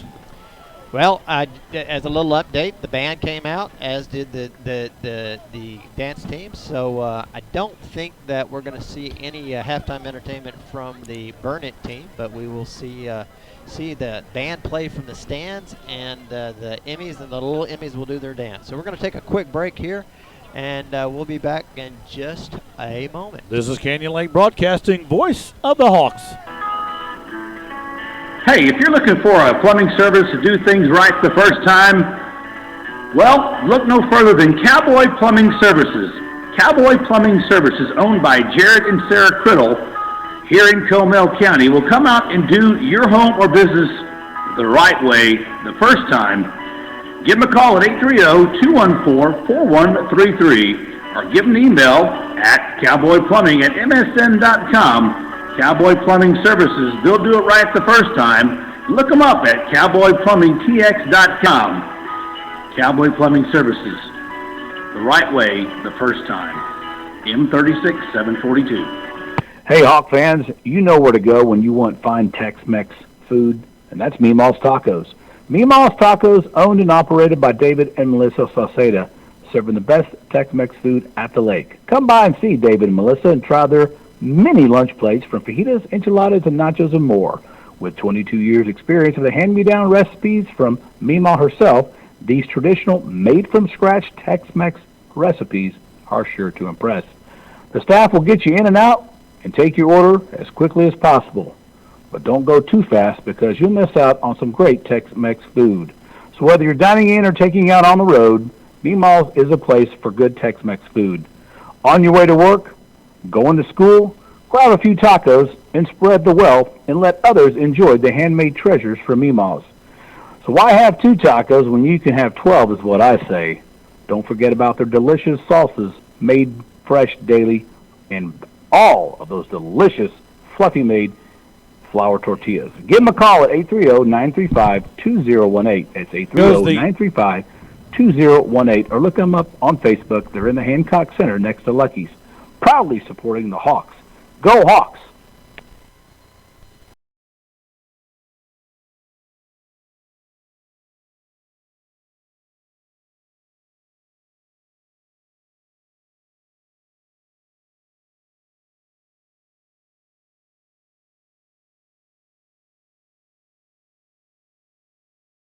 Gentlemen, around the Grove, across the fruited plains, in the wet Texas community here, not only in Central Texas, but from the Panhandle down to Brownsville, Well, boy, I'll I tell you. what, it's been a soaker this week, and it's been a soaker night, and you know what? The band is going to come out and play. They're going to give a little bit of music here for us, and that'd be great. And but the rains have stopped. Rains That's have a good thing, and but we have an interview here. We do have an interview. I met with Trenton Lorette and Tristan Chacon, two guys running here tonight, and they had they're 3-year seniors, and wanted to get with them tonight before the game, and pretty interesting interview. Here it is. Hey, this is Corey, the Canyon Lake Broadcasting, voice of the Hawks, coming to you from the Canyon Lake Hawk Stadium in the Fieldhouse. With us this afternoon, we've got running backs Tristan Chacon and free safety defensive guru Trenton Lorette. Hey guys, thanks for getting with me here before the game against Burnet and taking the time to give the fans a little bit of 411 from the players themselves. I'm glad to be here, Corey. Glad to talk to you about our season so far and where we're going with this. So. Tristan, thank you, Corey, for sitting with us and talking to us before the game, and we're ready. Well, Trenton and Tristan, y'all are both 3-year varsity lettermen. You came on as sophomores, immediate impact to the team. Now here you are, your senior year. Trenton, last several weeks you've been out and missed a lot of games. Go into a little bit about all the games you missed, and then you came back with a vengeance last week against Taylor. With my injury, it was very difficult. Just it was good to see my team win with all those, and I could help out during the practices.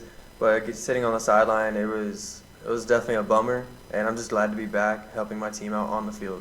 Well, you came back last week against Taylor with a pick six, a couple of knockdown passes, and in a game that you just totally came out of the box, and you had to kick an extra point from 35 yards. Tell me what was going through your mind when you knew you had to kick an NFL extra point. The extra point, it was actually pretty weird, honestly.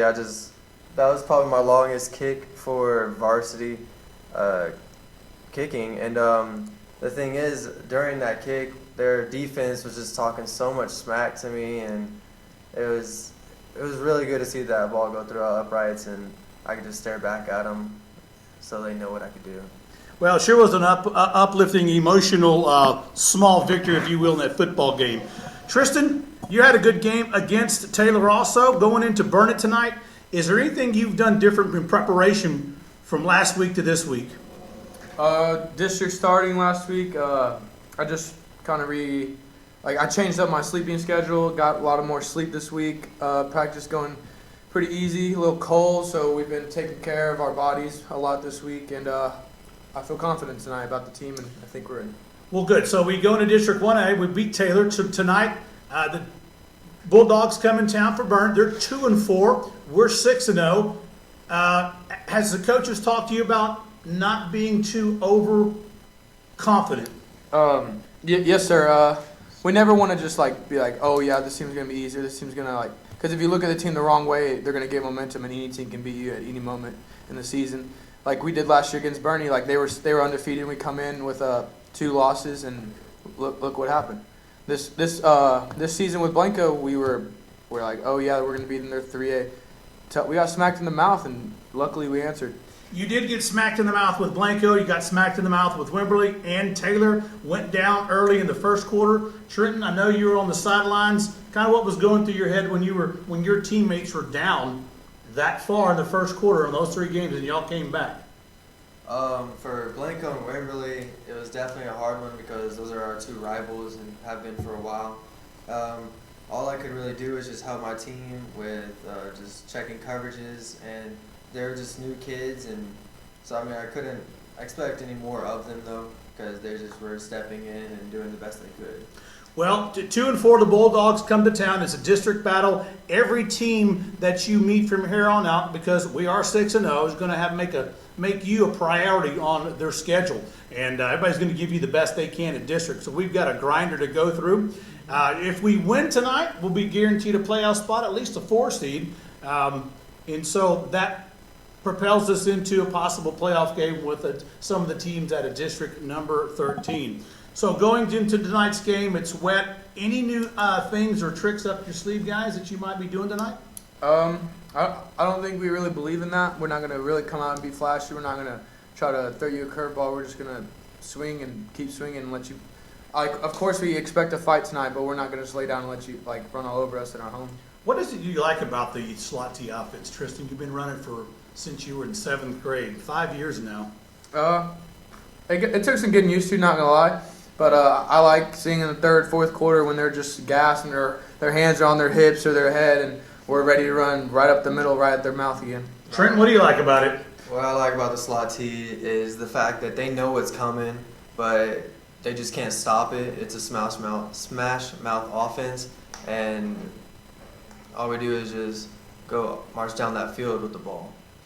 Absolutely. Y'all play the spread a lot, as most schools do. There's not a lot of people who run that slot offense, so when you do meet opposing teams like we do, they don't see the slot very much, and they're a little apprehensive about it.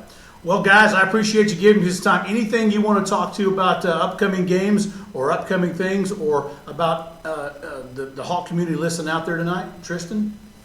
I don't really want to talk about any games ahead of this one because I want to focus on tonight.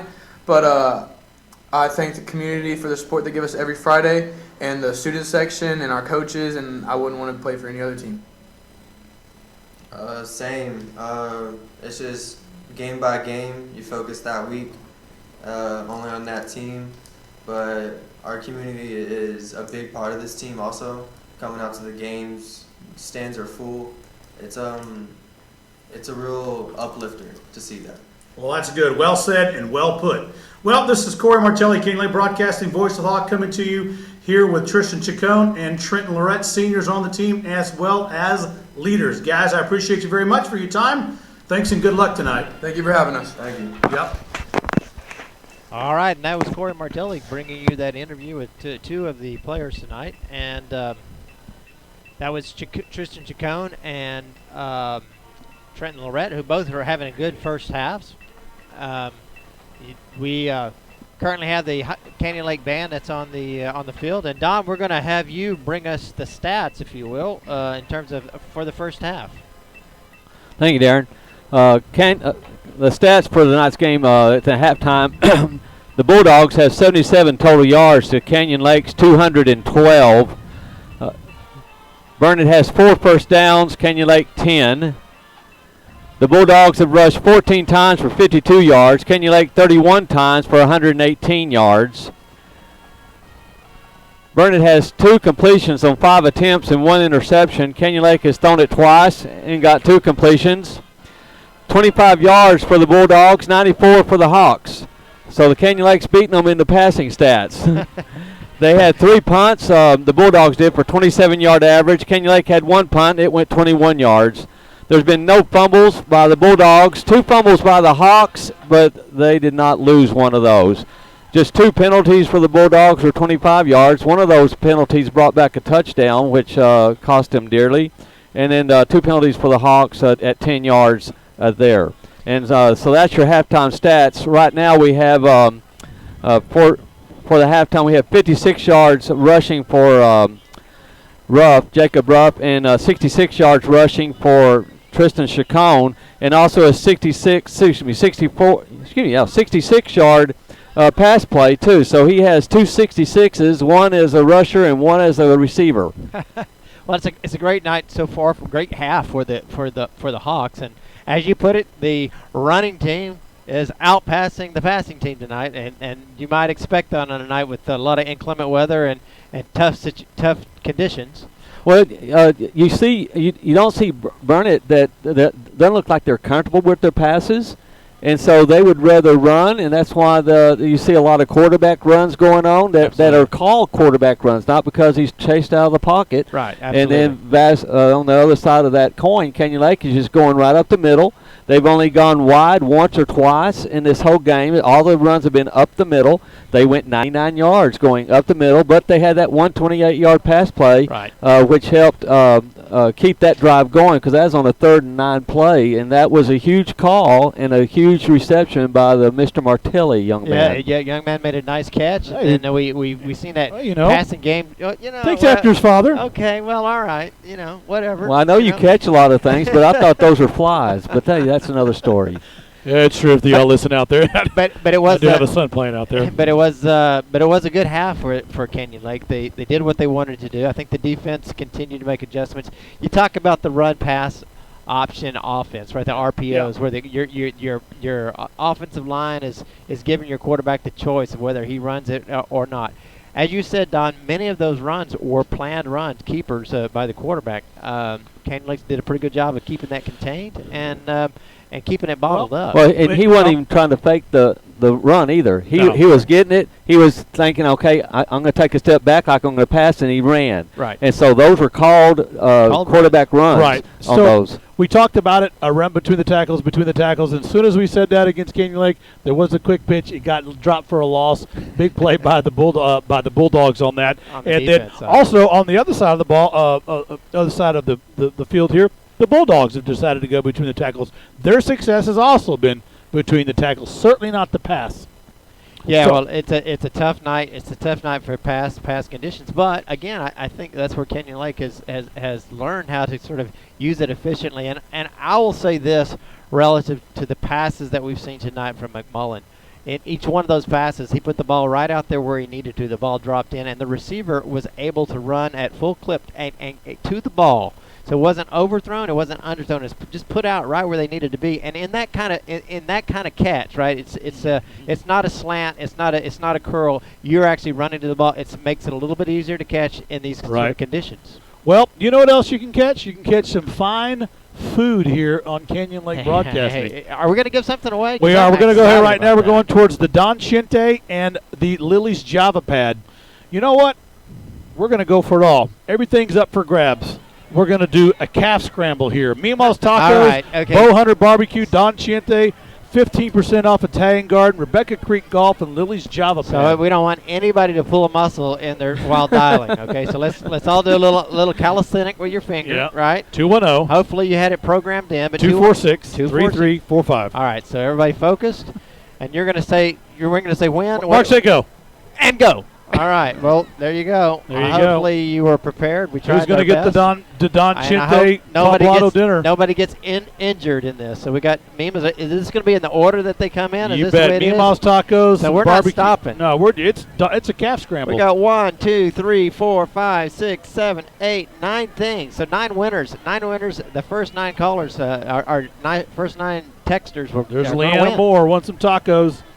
And they're coming in. I love this. This is competition. Good old-fashioned competition. Good old-fashioned. Like well, it also keeps the green guy from Columbus, Mississippi, getting all things. That's right. He dials in every time if it's done one. Right. Yeah, that there might be some sort of grievance filed by the Green family because they didn't get that option to get to all of them. But well played, and they're coming in, folks. So if you're not dialing right now, you could be out of luck. Look, you can't. You got to give us your name. And who you are. You can't just say go Hawks or win. That gets you nothing. We might not have you programmed in. That's why we're saying. Yeah. You may not be programmed in, and if you're not programmed in, we need to know who you are if you're going to claim your win.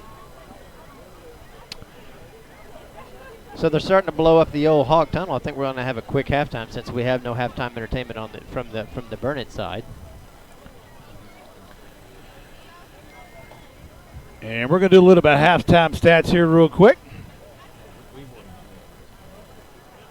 So he's going to give those out to the crowd. We're going to sit here and let these texting coming in. We are loading up the phone. So we're going to give you all the winners shortly once we get to number 9. Number 9 is the magic number. at that point, we'll have given away all of the good stuff. But we had good stuff because we had Mima's Tacos. We had Bo Hunter's Barbecue. We had Don Chiente, as he said. Italian Garden. You can't beat that, Italian Garden. Lily's Java Cloud and Around the Golf at Rebecca Creek Golf. So that's a great set of prizes right there. Yeah, you're not going to go poor doing this. No, this is good stuff right here. You won't starve either from all the food we're giving away. Hopefully you will patron those guys. If you don't win, I hope you go to them anyways and spend your money with them. They're good people, and they keep the commerce in Canyon Lake flowing, don't they? Don looks at me like I'm crazy. There's commerce in Canyon Lake? He didn't think there was, but there is. There is commerce in Canyon Lake, and we should all patron the people that help keep this broadcast on the air. Well, we're going to take a quick break, and we will be right back, pay a couple more bills, and we will come back with the winners from this contest. And here's a message from our sponsors.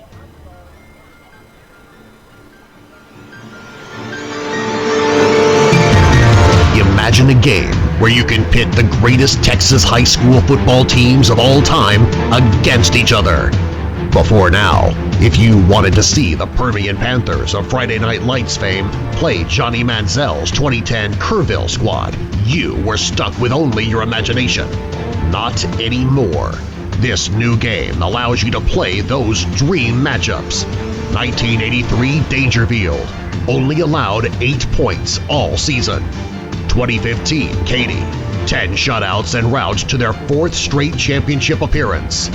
2008 Allen, their first of 5 championships in the state's largest classification, and so many more.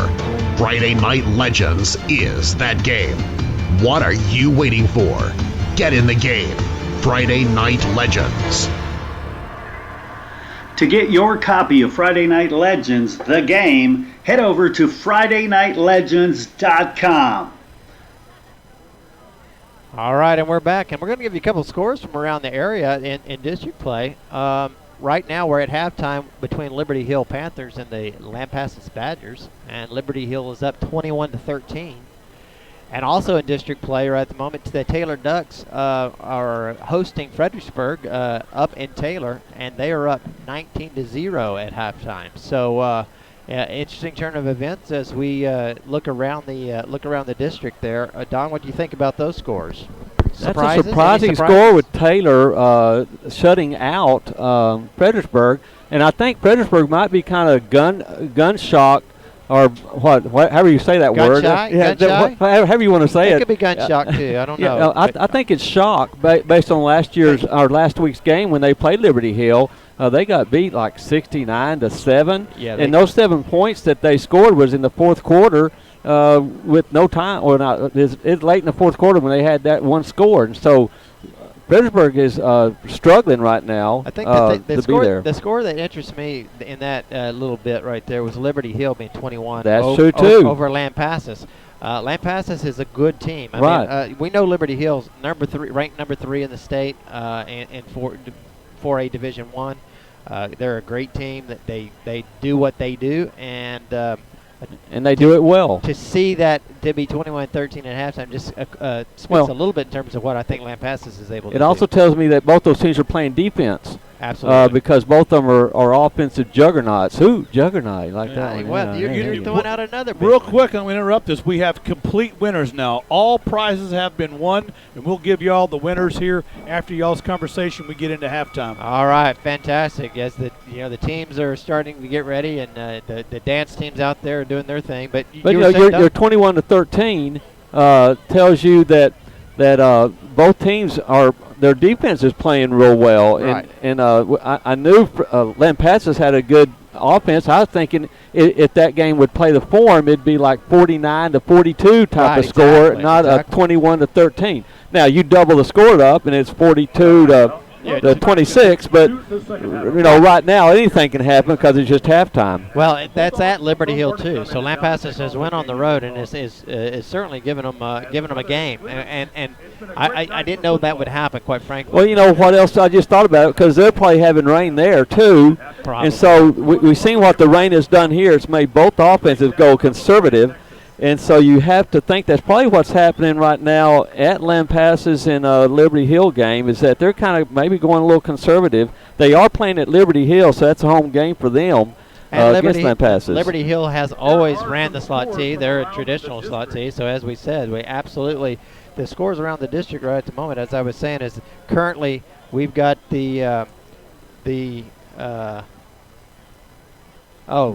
need me to give you some scores. Oh, okay, all right. I'm a little confused, man, right here. Here's the scores, brother, right around the old district. Sorry, a little discombobulated myself right here all of a sudden. Well, Corey's kind of ambidextrous. You never know which side of the mouth he's going to talk out of. That's true. That's true. So as we were saying, that was to see Lampasas to go up to Liberty Hill, and you talk about weather and that sort of thing. Liberty Hill's going to run the slot T just like we are, and they're a machine with it. To see Lampasas to be able to put up 13 and be able to basically put up a good half against them. Well, that's an but I'm not surprised at Lampasas scoring. The first time this year that Liberty Hill, not maybe not the first time, but they played great defense last week. They play each other for a long time in that Exactly. district. So they know each other very well. But last week was Liberty Hill's best defensive game. They'd been giving up a lot of points throughout this season, and then all of a sudden they shut down Fredericksburg, and now we see Taylor shutting down Fredericksburg, and so there might be some injuries going on. There might be some players that who knows what's going on with that, because Fredericksburg just doesn't look like that. We play them next week, and so we'd like them to get some of their good stuff out of the way before we do. And Fredericksburg's one of those teams we've played since the beginning of our high school days here, Don. And as y'all said earlier, they were a juggernaut, if you will. Y'all said it a while ago. Now they've kind of slid off. For what reasons, I don't know, but you're correct. It's odd to see them down in both games like this. Well, I just was checking the weather out there, and just to kind of see where we're at, and it's pretty clear here at this point. Looking up there, in Taylor Liberty Hill area. Liberty Hill area. They've been under a little rain cloud. All this that was here just moved right up over the top of them. Okay. So I'm sure they've been in a rain situation for a good half of that game, pretty solidly. Well, and that has. Who knows? There's so many variables that go into this without us not knowing. All we can tell you is what we do know as facts, and it's a rainy day or rainy night, and that has to do something to take care of that stuff. Well, here's something I do know for sure. We've got Meemaw's Tacos, Leanna Lamore and Michelle Patey got the tacos. Bow Hunters Barbecue, Greg Allnhart, and R.C. Patey, that's Ryan Patey, and Deanne McCoy. And the Don Chiente winner is Don Peter, that's Don Chiente. And I think the Hearst won 15% at Italian Garden. And Kelly Covington won a round of golf at Rebecca Creek, and Mr. or Mrs. Toich won the Lily Java Pad Coffee. We got a host of winners out there. That's fantastic. That's good to know. You say you think on the Olive Garden. You're still doing some studying. It's the Hearst. That's a Hearst number. It's one of the Hearst clan. It's one of the clan. All right. Well, they're calling out the Hearst clan here. And we're getting ready for the Hawks to take the field. They're coming down from the athletics center and getting a little warmed up there, right in the middle of the Bulldog clan there. And there's about 2 minutes and 30 seconds left before they're going to do the kickoff too. Yeah, so we did not have the band from Burnet or the dance team from Burnet do any work. We did have the Emerald Dancers do the piece. But their student section showed up. Look at that over there, man. It's just packed. Well, let me go over one more thing, talking about showing up. We will get you, the winners of all this great, delicious food and service, we'll get you your certificates. We'll let you know how to get them. I'll give out in mail the winners of Meemaw's Tacos to them. We'll get a hold of you guys probably come late Saturday and get you all those goodies. Here comes your Burnet Bulldogs. So we'll get you those. Just hang tight. We'll get back with you later tomorrow. But be aware you did win. That's fantastic. We got so you'll probably give that list off out one more time because you went through that pretty quick. We'll give it off at about end of third quarter. Yeah, we'll go over that winners list We'll again. let that winners list one more time. I kind of like to have some of those tacos. Yeah, well, maybe you can make a deal. I don't know, Corey. But you got Canyon Lake down there stretching out. Don't forget tonight, The Bulldogs have taken the field already. The Hawks are still down stretching out in the end zone. They haven't yet made their way into the old Hawk Tunnel. Those are familiar with that. That's the old blow-up Hawk Tunnel with the big hawk on top of it. The feathers are flying, and now they're starting to get themselves ready as they are taking themselves to the tunnel, getting fired up here. They got the intro music starting to play here a little bit, and they're getting fired up, getting juiced up, getting pumped up, and here comes the Hawks as they take the field, running through the banner, led by the junior ROTC sporting the United States flag. And here comes your Canyon Lake Hawks. And here comes the Hawks at the 50-yard line where they will huddle up and jump on top of each other as they always do. And welcome back to Canyon Lake High School. District 14 continues here at Canyon Lake High School. Your halftime score, your Canyon Lake Hawks 21 and your Burnet Bulldogs 0. Kicking the ball for Canyon Lake at the 40-yard line will be number 19, Nash Young. Make that. And back deep to receive the kickoff for the Bulldogs. It'll be number 11, Jackson Denton.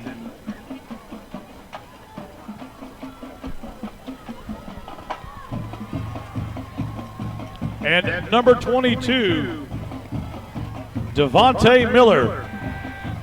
All right, Hawk fans, off your seat and on your feet. A kickoff time. A tradition here at Canyon Lake High School since 2007.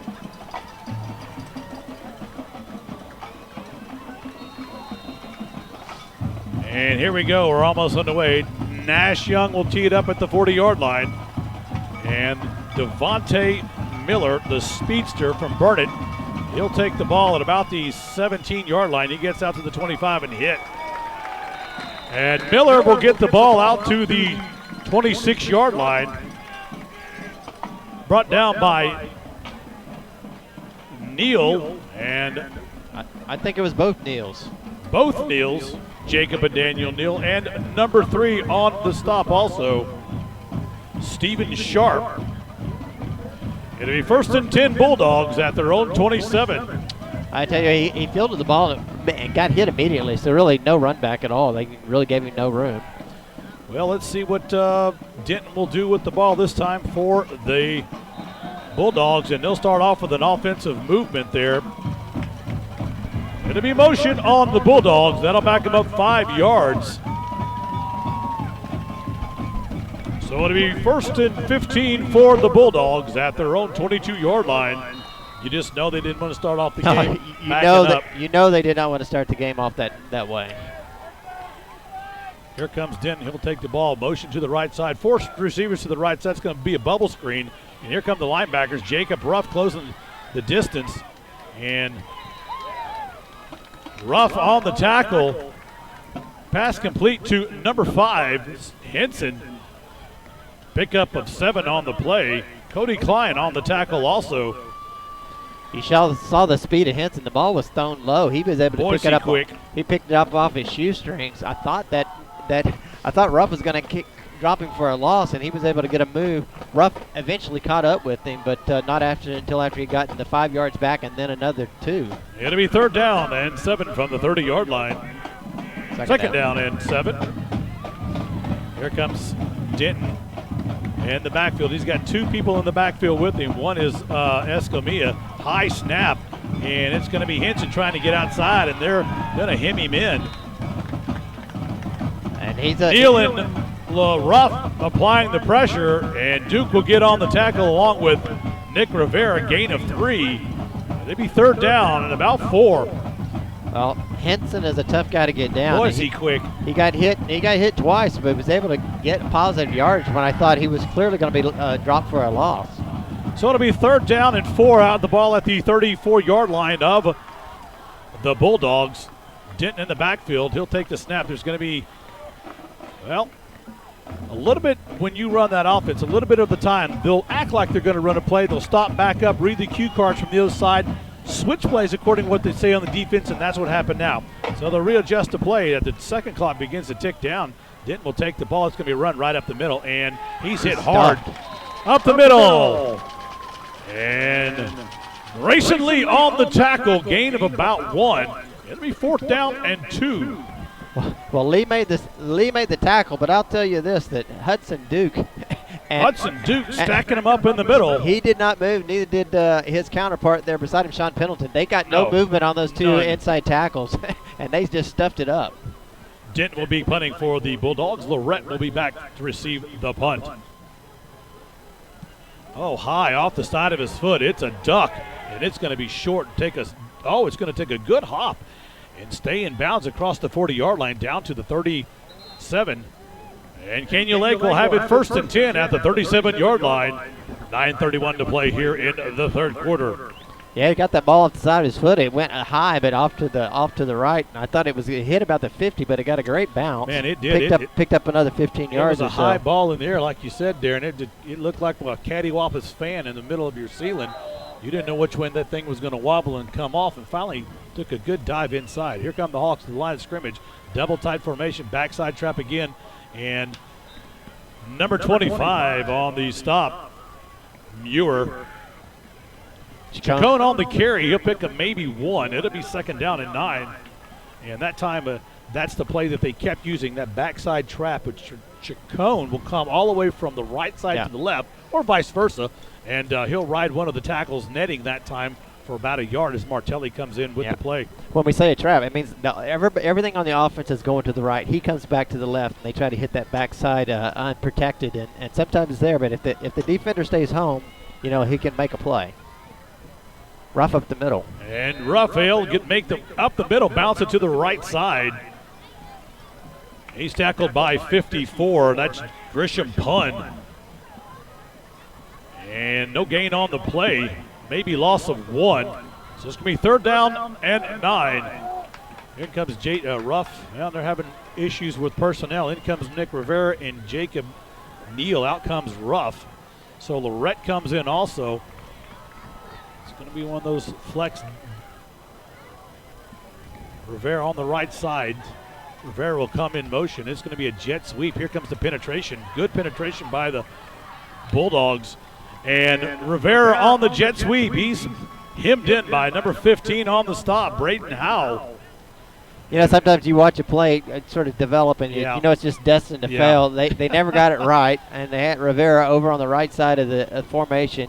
He tries to come back on a jet sweep, and again, Henson just makes a great play with getting penetration. He didn't make the tackle, but he penetrated and just strung that play out. The kick will be by number 21, Trenton Lorette. Back deep to receive. The kick will be Jackson Denton. Here comes the punt by Lorette, rugby style. Nice spiral up in the air. It's going to loft. Martelli's down there on the coverage. Takes a checkup. And, boys, it go backwards. And the ball will check up and go back across to the 40-yard line. Takes a Bulldog bounce. And that's where the Bulldogs will have it 1st and 10 at their own 40-yard line. Well, I tell you, 7:26 to play here into the third quarter. The tale of 2 punts right there. That was a beautiful punt. It turned over. He had to spiral. You would think that thing's gonna do what it needs to do. It checked up, shot back about 10 yards. Unlike the punt we saw. I think there's a divot on the field right now. Let's see what happens. You got a little wind out their back right now. Let's see if the Bulldogs will go to some pass attack, and they do right immediately. And pass incomplete at the 45-yard line. Pass intended for number 2, McPherson. And they do go to the shoot of the gun arm of Denton. Incomplete. And it's kind of calmed down, a little 5-knot wind, and they've got the wind at their backs. And it's not rain, so maybe the ball's a little drier. Let's see if they get back into the slot passing mode. But again, another pass that was right at the receiver's feet right there. Denton will take the snap. It's going to be a pass. It's a run. He's going to keep the ball. Here comes Ruff, and Ruff runs him down. And Denton on the run, and Ruff will run him down. No gain on the play. So it'll be 3rd down and 10. Well, Ruff saw that one coming all the way, and Ruff's is just as fast and as athletic as Denton is, and he rolled him out of bounds. So it'll be third down and make 9. Maybe a yard or half a yard gain on the play. Shotgun formation is going to be Denton by himself. Twins right, twins left. And here comes Denton. He takes the ball, fires it downfield. This pass is caught wide open across the midfield. And the pass is complete to number 2, McPherson. He'll get across midfield down to the 46-yard line. That'll be a first down for the Bulldogs. On that play, Good play by the Bulldogs on that. Henson takes the snap, makes a quick decision. You had Ruff coming on an inside blitz from his linebacker position, but just couldn't get there in time. And there was no hesitation from Henson. He let the ball go, and it was a nice pass that time. Hit his receiver in stride. First and 10, Bulldogs. Henson takes the ball, snap. It's going to be a pass again. Here comes the blitz. There's a lot of pressure. They close the door on Henson, and Henson does a block, and here comes J.T. Green for the sack. And big sack by Sean Pendleton, number 62, up the middle. And Pendleton drops Denton all the way back across midfield to the 48-yard line. Loss of 6 on the play. So second down and 16. You had Pendleton coming up the middle. You had J.T. Green coming from the left, and over on the far side you had Alex Harden on the break, and they all met at the quarterback. That's right. It was a jailbreak to the quarterback's cell. That's for sure. Maybe second down and 16. Shotgun formation, and man in motion comes. It's going to be a jet sweep again. Here comes the Hawks, and I'll tell you. And here comes J.T. Green with the big sack. Green from the defensive end. He'll get across as J.T. Green drops for a 4-yard loss. It'll be third down and about 20. Ball back at the 44-yard line of the Bulldogs. Green got great penetration off that left defensive end position. He moved saw up the that field. coming. He saw it coming, and he just reached out and got a big old handful of shoulder pad, just drove them into the ground. That was like a bad Freddy Krueger movie, man. They don't want to do that play again. Scary movie, Don. I'm not kidding. Here's a pass. Denton bum rush, and it's going to be a fumble. Was going to be a reverse. It's a pitch back pass, and Henson's all the way back. And a huge loss. J.T. Green catches Denton all the way back to the 20-yard line. All right, folks, I'm going to try to explain what happened. A huge loss on the play. It'll bring up fourth down. 24 yards on that. Loss. I'm going to try to explain what happened. So quarterback does a flip pass, if you will, to the receiver coming across the middle in motion. He then tries to do a reverse to the other outside receiver coming in the opposite direction. They mishandle the ball. The ball goes up in the air. Then the guy gets it, flips it back to the quarterback. Quarterback then tries to roll back on a pass, and here comes Lorette with the punt takes return. the punt return. He's across the 40. He's around to the 30. He's to the 25, the 20. He can make it to the goal line and gets hog tackled out of bounds at about the 10-yard line. Trenton Lorette on the punt return. They're all the way back down to the 7-yard line, make it the 9, and Lorette rips off a good punt return for the Hawks. 46 yards on the return is Lorette. Oh, my. So on that last play, finally by the time the quarterback gets it, there is J.T. Green just to smother him and throw him to the ground, and that led to the sack, then the punt, and a great return by Trenton Lorette all the way down to the 9-yard line. So in one play, we go backwards 40-something yards. They punt the ball. We go from going southbound to northbound, and it's first and goal for Canyon Lake on the 9-yard line. Martelli comes in. Peyton McMullen under center. It's a dive play, Ruff up the middle, and Jacob Ruff up the middle. He's finally brought down by number 54. That's Pun. And Ruff will get a gain of 5. It'll be second and goal from the 4. And that was a colossal 2 plays there. They get a huge sack at 24 yards. They punt the ball. Lorette takes it off 46 yards down to first and goal at the 9. And now we're second and goal from the 4. Here, up to the line of scrimmage they go. It's going to be Tristan Chacon on that backside trap again, and they were waiting for him there. And the Bulldogs penetrate back in the backfield. Number 60 on the push, Roger Craig. He's helped out by number 15, also Braden Howe. It'll be third down, no gain on the play. Third down and goal from the 4. Chacon. Did Chacon pick that one up? Kind of hard to see the numbers out there when they get in the pile. Martelli, number 6, will come in with the play, and it'll be third down and goal from the 4. We'll go into a double tight end situation. Martelli on one end, JT Gear on the green, Lorette in motion to the right. It's going to be a dive play up the middle, and Chacon will take the dive play. He's brought down by 33, Zach Ferguson. It'll be 4th and goal from about the half-yard line after a gain of 3. Real quick, guys. That was a 52-yard return, not a 46. 52-yard return. Well, here we are, 4th and 1. Here they go, quickly to the line of scrimmage. Dive play, touchdown. And touchdown, Jacob Ruff, as the Hawks get on the board here. 2:10 to play here in the third quarter. Canyon Lake sticks another one on the scoreboard. Well, that was a play. That's 2 plays I believe Coach Jones would like to have back. He would like that trick play didn't work. Yeah, it didn't work, and some better coverage on the punt. And Lorette's been known to do that. He has been.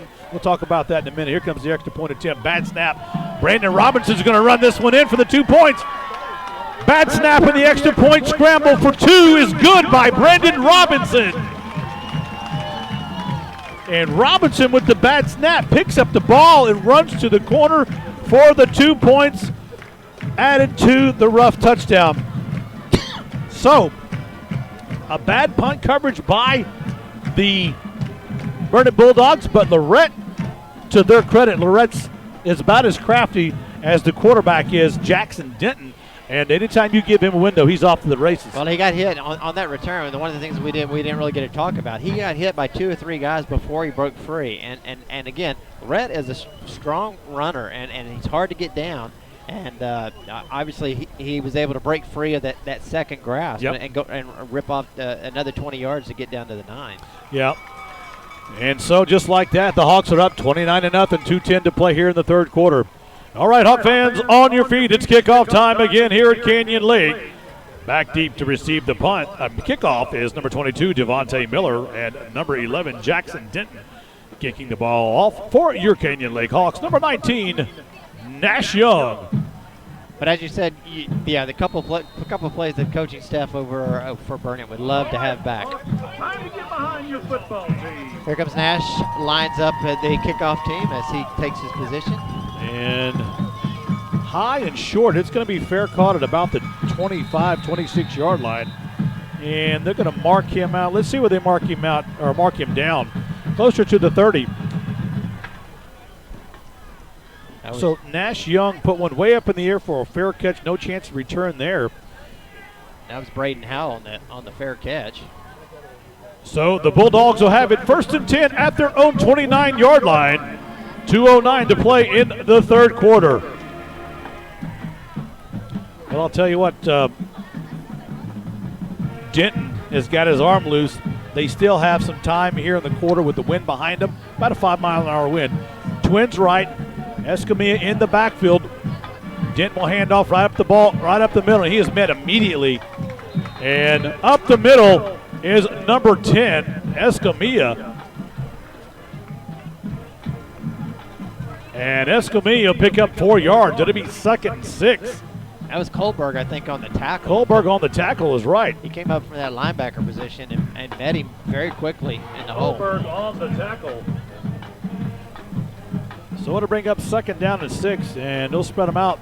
It's Twins to the right, and Escamilla in the backfield again with Denton. And it's going to be a run right up the middle. He kicks it out the outside, has some room across the 35. He's got a window, and it's shut down. By Rivera. Rivera on the tackle. Escamilla on the run. He'll pick about 3 up for the Bulldogs. So it'll be 3rd down and about 3. The ball at the 47-yard line of the Bulldogs. What a play. Closing the gap was Nick Rivera. Escamilla, takes the ball up the middle, and he's shifting, he's quick, but he's going laterally, and it looked like he gained more yards than he did, but Rivera's able to shut him down before he gets to the yard quick. marker. Him and Henson, both speedy. 3rd down and 3. It's going to be a run right up the middle. Big hole, 1st down and more. And up the middle. Finally tackled by Neal and the Red.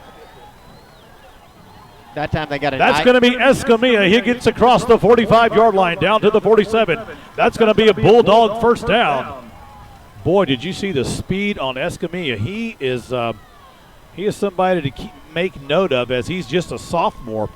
Yeah, so he'll be back for a couple of more years. It'll be 1st and 10, Burnet at their own 47-yard, again, right up the middle. They're just going to keep using that up the middle. Escamilla on the run, brought down by Kyle Yule, number 55. Pickup of 4. It'll be 2nd down and 6 over into Canyon Lake territory at the 49. Well, they like what they're doing right now. They get a little penetration from the offensive line and just opening up little cracks, and Escamilla is quickly getting through them. And it's going to be a run option by the quarterback as time expires. And quarterback keeper twisting and turning. Denson all the way across to the 41-yard line. And that'll be enough for a Burnet 1st down as time expires here in the 3rd quarter. Your score after 3, the Bulldogs 0 and the Hawks 29. Well, that's going to bring us to the 4th quarter, and we'll see. We'll check in on some other scores around the district. Scores, Darren? So I'm going to work on it here. You just do a little dance and tap dancing over there. I'll give Here's you the winners again while he does that. Mimas Tacos, Leanna Lamore. That's a $10 gift certificate. Michelle Patey wins the other one. And Bowhunter's Barbecue is Greg Arnholt. Ryan Patey won also. Deanne McCoy won some barbecue. That's a 2-meat dinner. Don Chientes goes to Dan Peter. Italian Garden goes to Hearst. That's 15% off your meal. And Rebecca Creek Golf is Kelly Covington. And Lily's Java Pad is the Teutsch family. Do have a score update on that Taylor Fredericksburg game. And it is Taylor Duck 9, and Fredericksburg's got on the scoreboard and putting 7 up. So it's 19 to 7. And we're still at halftime with Liberty Hill. Here comes Escamilla right up the middle, big hole. And again, Escamilla with the run, brought down by Hardin. And Escamilla will pick up 2. It'll be 2nd and 8 as the Bulldogs find rhythm down to the 38-yard line of the Hawks. Pickup of 3. Now the Bulldogs have mounted a drive, and it has been up the middle. What they basically were doing in the first half of the game, and it's going to be an RPO, and bounce it outside. It's going to be a quarterback keep, stretches it out, and they're going to run him down. And a quarterback keeper out to the right side, Denton. And he'll stretch it all the way out and get out of bounds, tackled on the far side. Loss of 3 on the play, though. He's brought down by Alex Hardin, Grayson Lee. And Lee was able to chase him down from behind. You're not going to outrun Lee. He may be a little middle linebacker, but in track, he's running about a what, Don? He's in the 55, 54 range there in the 400 meter. But he's about 11 on the 100 meters. And that's true, too. He's a middle linebacker. He's 215, 6'3". I'd say he's a little bit more than 11. He's about 11'5", 11'6", yeah. Here comes the play. Denton pass immediately, pass in and out. And the pass is incomplete to number 2, McPherson. Nick Rivera there on the defense along with Neal. And they're making up 4th down for the Bulldogs at the 41-yard line. So they get into drive mode. They're driving well against the Hawks in the middle. Coach Hooper dials up a few different things. They go wide and lose 3 yards. I noticed that they were subbing some defensive linemen in there in the 3rd, and coming out of the 4th, here comes the punt from nice high from the Bulldogs. And it's going to take a Bulldog bounce, picked up at about the 11-yard line. And Lorette picks the ball up at about the 13. And that's where Canyon Lake will have it. 1st and 10 at their own 12 with 10:34 to play in the game. Well, I was just going to comment that they were subbing some defensive linemen in and out in the tackle position as that drive wore on. With that 4th quarter break, they put the 2 super sophomores back in there, Pendleton and Duke, in the tackle positions, and they got no more push up the middle. those two guys just plugged the holes and allowed the linebackers to do their work, and that's really what you want to see out of those two tackles. Here comes Martelli into play with McMullen. Double tight formation. Wind at the back now. Canyon Lake going from north to south. Dive play up the middle. And just a pile of bodies going forward as Ruff goes up through the middle. Brought down by number 60 again, Roger Craig. Ruff will pick up about 4. It'll be 2nd down and 6. Well, make it 4.5. We're just going to call it 5. In comes Jacob Neal. Now, Coach would want to just burn off about 8 minutes with a huge drive here, Don. Yeah, I think that's in the game plan. What do you think? But good possibility. Another double tight formation. It's going to be a backside trap again, and Darren explained. It's going to be Nick Rivera on the carry this time. And Nick Rivera with the carry across to the 21-yard line. To bring up a gain of 3. It'll be 2nd down and a long 2. 3rd down. Make that 3rd down and a long 2.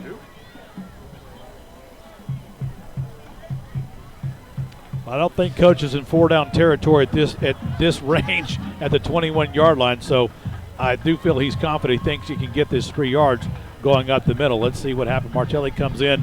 He double tight across from JT Green. Ruff in the backfield. Chacon in motion, dive play. Ruff right up the middle. There goes Ruff. Here goes Ruff across the 40, the 45, the 50, the 40, the 30, the 20, the 15, the 10, the 5. And Ruff. Touchdown! Penalty. Jacob Ruff! And a horse tackle. Jacob Ruff gets across the goal line. A flag on the play. And that's after the touchdown. The flag came in after the touchdown. And the penalty was after the touchdown. And as Ruff is down. This is exactly that was why a horse collar, boy. That's exactly why they have that penalty. Is that, that was not necessary, as he was across the goal line when he got pulled down. Or going across. And Ruff kicks off his helmet as he's on the ground down there. And he's in some discomfort over there at the moment. So, most unfortunate. We'll take a quick break, and we will be right back. Hey, if you're looking for a plumbing service to do things right the first time, well, look no further than Cowboy Plumbing Services. Cowboy Plumbing Services, owned by Jared and Sarah Criddle, here in Comal County, will come out and do your home or business the right way the first time. Give them a call at 830-214-4133 or give them an email at cowboyplumbing@msn.com. Cowboy Plumbing Services, they'll do it right the first time. Look them up at cowboyplumbingtx.com. Cowboy Plumbing Services, the right way the first time. M36742.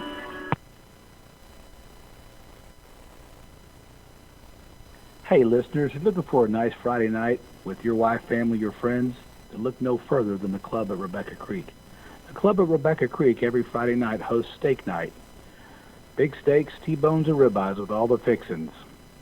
Live music to accompany you underneath the stars and the oak trees there in the pavilion. If you'd like to book your facility for any kind of event, birthday, weddings, or social, give them a call at 830-885-5168. That's 830-885-5168. The Club at Rebecca Creek. Or look them up at theclub@RebeccaCreek.com. Did I mention golf? Perhaps I didn't, because it is a jewel of the secret out there at the Club of Rebecca Creek. The stem meter is high, the greens are plush, and I'll tell you, it's not $70, it's not $60, it's not $50, it's not $40. It is a jewel to be viewed. So go out and see them at the Club of Rebecca Creek. And don't forget, Friday night steak dinner night, every Friday night with live music. 830-885-5168. Tell John and Ward that Corey sent you, and they'll treat you right. The Club at Rebecca Creek. Hey there, Hawk fans. Tired of struggling with parking, long ticket lines, and crowded seats here at HAWKS Stadium? Your Canyon Lake High School Athletic Booster Club has the solution. Memberships at Hawk level or higher qualify members for reserved parking, elite entrance, and reserved stadium seating for all home varsity football games. Memberships help purchase gear and equipment from multiple sports and help provide off-campus meals for all of our traveling teams. And $12,000 in scholarships were awarded to student athletes last year. Please join us for this year's Casino Night Scholarship fundraiser to be held on Friday, October 5th at Goofy's Bar and Grill. For more information, contact us through Facebook or Instagram. Thank you, and go Hawks!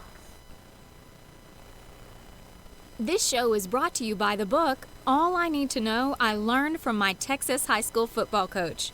A handbook of wisdom for parents, young people, and yes, even coaches. Head over to www.learnedfromcoach.com and order your copy to support sharing the stories of these great coaches and leaders. That's learnedfromcoach.com. Hey, sports fans here in Canyon Lake and around Texas. When you need the best septic systems, look no further than Paul Sawyer Septics, the only company with a 3-year warranty and a 3-year maintenance agreement in the business. PaulSawyerSeptic.com, installing systems that last a lifetime. Give them a call at 830-935-4936. That's 830-935-4936. PaulSawyerSeptics.com.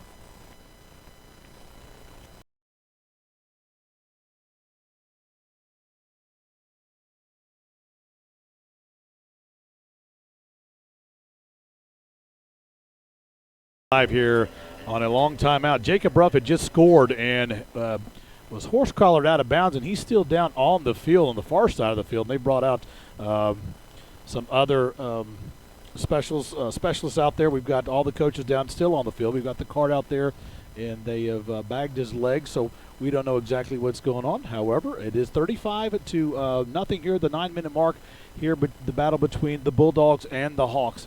And we're at a standstill for tonight's game.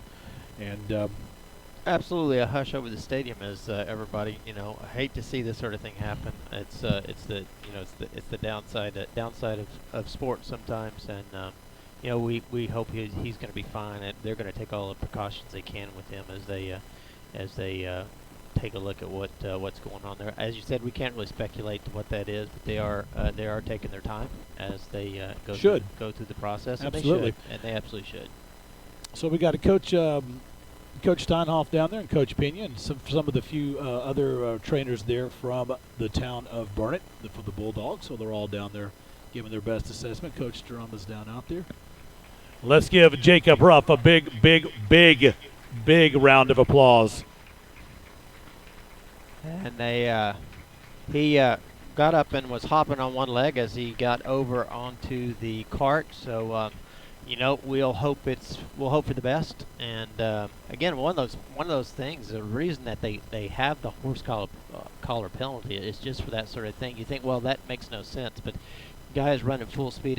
It's the sort of thing that you've seen other injuries created by that. And that's the reason they put the UILs put that into the rule book. Yeah, he was already in, and there was no use of them coming across the goal line. And it's at the moment of excitement, when you're trying to catch a guy, that's the kind of thing that can happen. Yeah, and you say, well, it doesn't make any sense. Well, you're just tackling from behind. But the change in momentum at the top of the body versus the lower part of the body, that's what creates the inertia and the torque on the body. That's not good. So we will. All right, Hawk fans, let's get back into this game. Here's the extra point attempt by Trenton Lorette.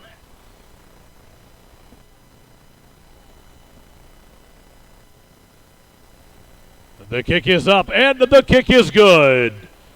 So with 9 minutes to play here in the fourth quarter, your Canyon Lake Hawks 36 and the Bulldogs 0. Well, that is unfortunate. I'm not sure how many yards he's had this year, Don, over 1,000. I don't know. No, he won over 1,000 yet, but he did have 100. He had 145 in this game right now. That was a 79-yard run. And he'll be out for the season. Well, maybe not. We don't know what's going on. But they did cradle him with kid gloves to get him out of here. Well, unfortunate. You saw speed. Yeah. From Jacob on that because he had a couple of guys that looked like they might have an angle on him, and he still got there to the goal line, and he just broke through the line, and it is a third down and 3 yards needed, and. Or excuse me, we needed 2 yards to keep the drive going.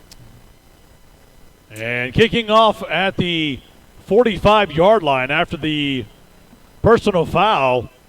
It'll be Nash Young.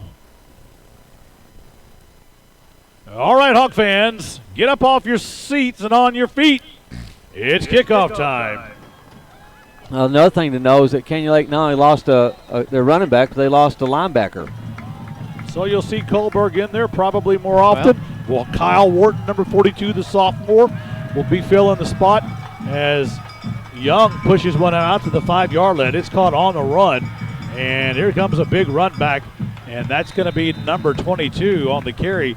Devontae Miller on the return. He'll get to the 19-yard line of the Bulldogs. They'll have it 1st and 10 for Burnet. 8:55 to go in the game. Well, that certainly put a bit of a pall on the game as, it was such an unnecessary foul, as you said, Corey, the touchdown, it was a foregone conclusion at that point. And so just difficult, but people will have to step up their game. Yep, in comes Kohlberg. He'll be playing linebacker in place of Ruff. Here comes the run at Escamilla right up the middle. He gets submarined. And up the middle again, Escamilla on the carry. He's brought down by Kohlberg, and Alex Harden, gain of 2 on the play. It'll be 2nd and 8.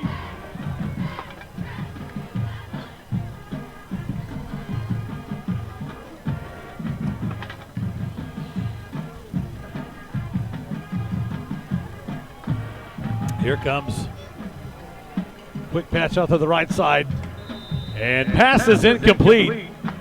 Intended for number 2, McPherson. And Dent throws another one out there low, like a fastball right down the middle, low and away, and it comes up incomplete. That'll bring up 3rd down and 8 for the Bulldogs. Ball at the 21-yard line. And Escamilla in the backfield with Denton. Denton takes the ball. He's going to pump flag, look downfield. He's got a man wide open, and it sails right to his hands, and he drops it. And drop pass by number 2, McPherson. And that'll bring up 4th down for the Bulldogs. And McPherson had that one right in his hand, as that was a frozen rope from Denton. That was great. It was a good pass, and it should have been sure caught. Was. It was right on the sidelines. He was having to, just tap the sidelines to keep his feet in, but should have caught it. Here's the punt. Nice punt, kind of end over end, getting a little height on it. And in traffic, Lorette will catch the ball in some traffic, and it'll be put down at the 44-yard line of the Bulldogs. 1st and 10, Canyon Lake. 8:07 to go here in the game. Well, Lorette caught that one in traffic as Martelli and McMullen come in with the play, and I thought he was going to get ran over running through that crowd, but he didn't. He's got nerves of steel. Boy, he's got more than nerves of steel. Here comes Peyton McMullen. It's going to be a dive play. This time it's going to be Chacon. Chacon rips it off. There goes Chacon across the 20-yard line, and Tristan Chacon still fighting, and Chacon all the way cutting across around to the 10-yard line, and there goes the flag as Chacon carries about 5 people with him. And Chacon ran with a special need. There goes another flag. So there goes the referee's hat. That'll be another flag. And it's getting testy down there from the incident on Ruff. A lot of emotions. A while ago, a lot of emotions rolling through there. Ruff, and Ruff being one of the emotional leaders on that, the senior leaders on that team. There's people not happy with what has transpired. The play was over, and then we had a personal foul on the Bulldogs. Personal foul on the Bulldogs and a personal foul on the Hawks. And that will negate each other. So they'll move the chains on the far side of the field, and that'll be enough for another Canyon Lake first down. That'll be 1st and goal from the 10. And I'm not so sure somebody from the bench got one of those personal fouls, because the referee who threw the initial flag, he didn't have another flag, so he threw his hat, and that's a sign that, hey, I'm out of ammo. I'm out of ammo, but I'm calling him anyway. 1st and here, McMullen under center, and here comes Chacon, and Chacon knocks over a few players, and Chacon will get across the 5-yard line down to the 4. And number 35 on the stop for the Bulldogs, Jalen Laidler. It'll be 2nd and goal from the 4 as Canyon Lake pick up a 6. Pickup of big yards by Chacon, and Chacon is running like he's making a statement. Yeah, he to say the least. And here comes Chacon in the backfield along with Brandon Robinson. It's going to be a dive play, backside trap, and it's going to be Lorette this time. And Trent Lorette walks into the end zone, and the Hawks score another one here in the 4th quarter. Trent Lorette with the touchdown. Well, Lorette ran that one, and nobody touched him on the right side.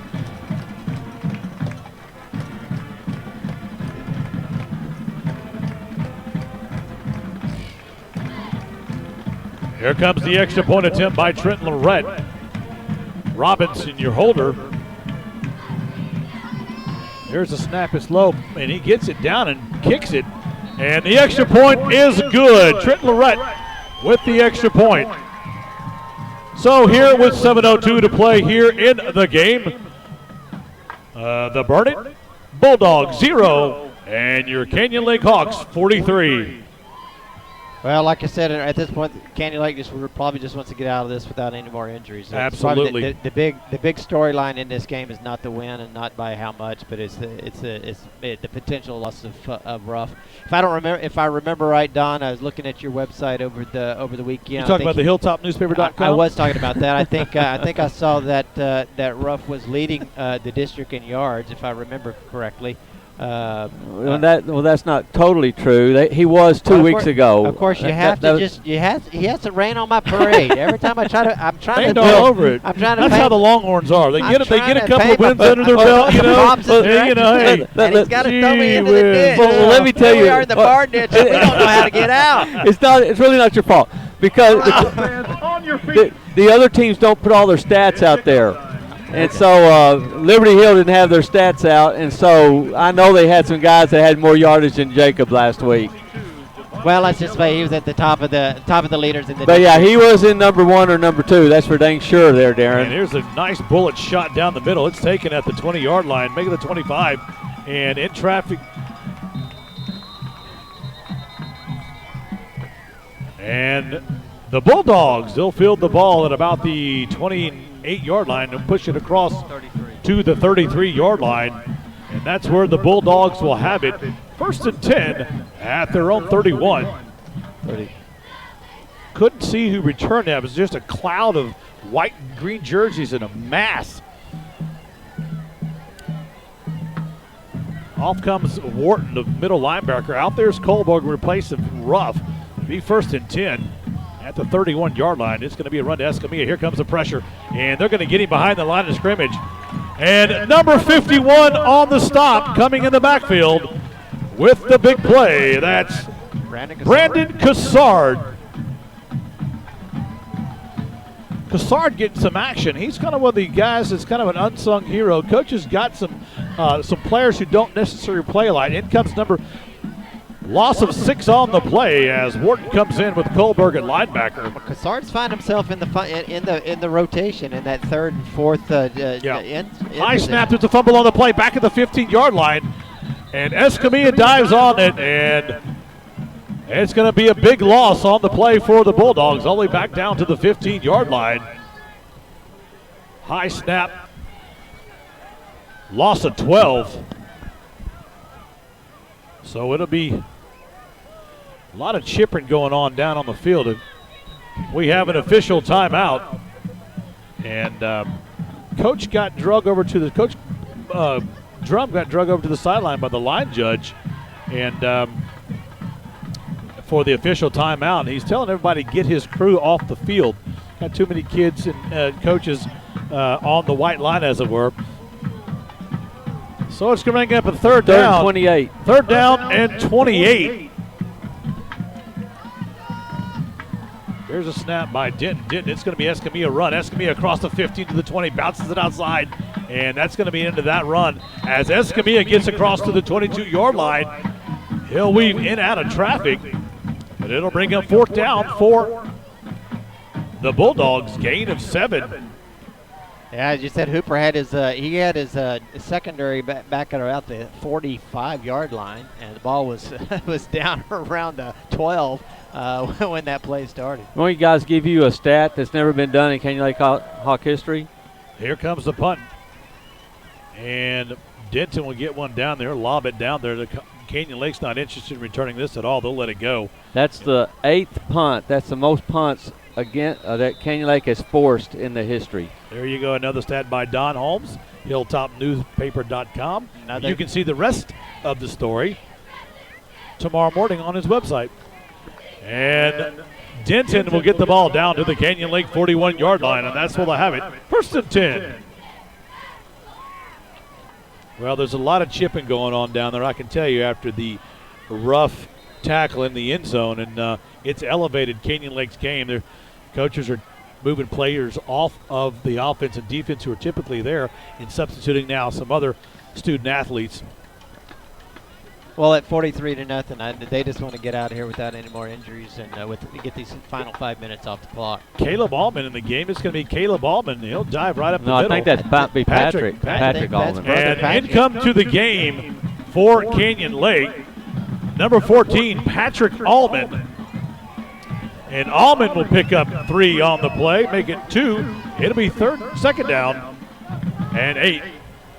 Oh, Patrick Allman. Now, Patrick Allman's a sophomore up from JV, and his brother is Caleb Allman, who's also the fullback, is out. So one of our right tackles is Josh Allman. He's all there, too. Yes, it's the Allman brothers, and we've heard all the euphemisms. So right now, Brandon Robinson takes the ball and run. He'll run across the 40-yard line down to the 42. And Robinson with the carry. He lost a yard. He'll get lateral but lose about a yard.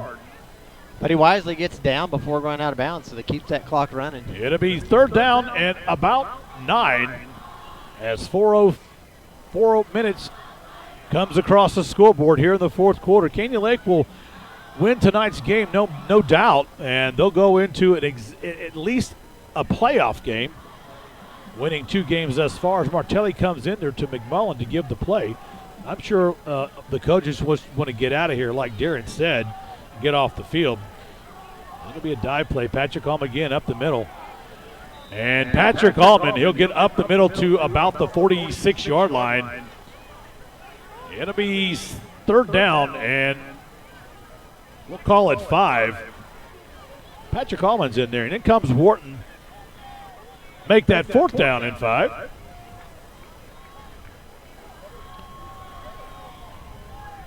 Back deep will be Denton.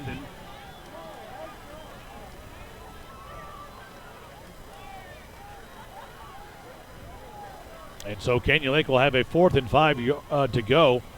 They're just going to drain the clock. And the clock goes down to about 2:55. Here comes the punt by Lorette. He'll rugby-style kick a knuckleball down there to Denton. Denton gets him in. And big play by Brandon Robinson. Oh, wait, he didn't hit him. And flag on the play. And so at the 2:47 mark, the Bulldogs will have it with the penalty from the 12.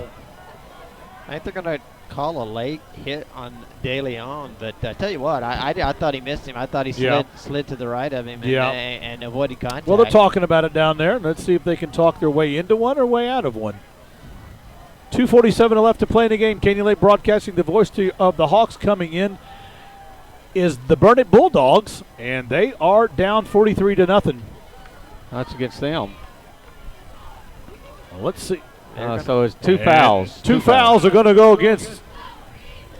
One against Burnet and one against Canyon Lake. One against Canyon Lake and one against Burnet.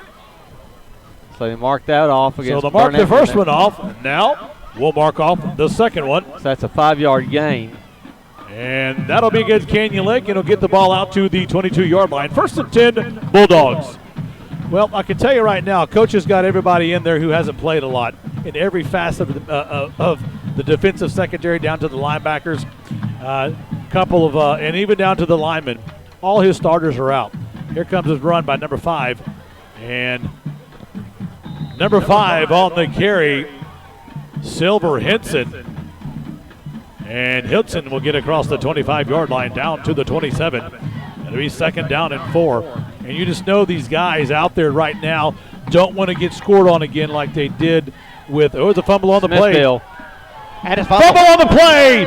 Canyon Lake football. The Hawks pick up the fumble, the turnover deep in Bulldog territory.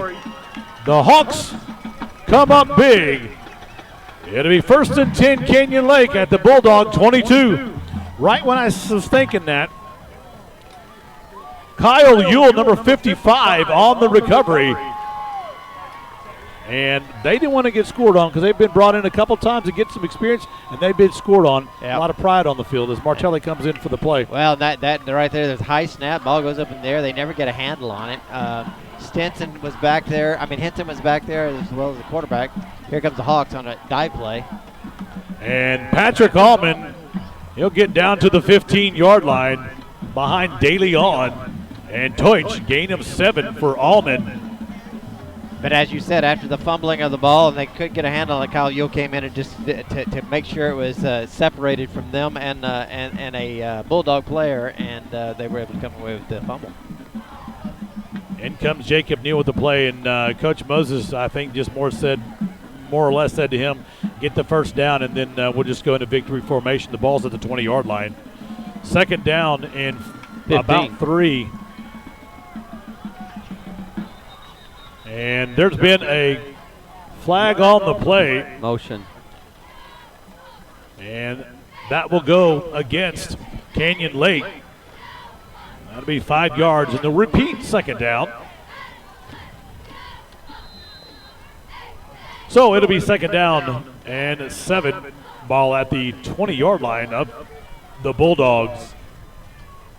Well, I'll tell you, some of the guys who don't get to play very much are in there now, and Coach wants to run this down, but I promise you, those guys out on the field would like to score. And there'll probably another dive play between the tacklers. Don. Yeah, look at it. There's not anybody. It's already victory. It's already victory.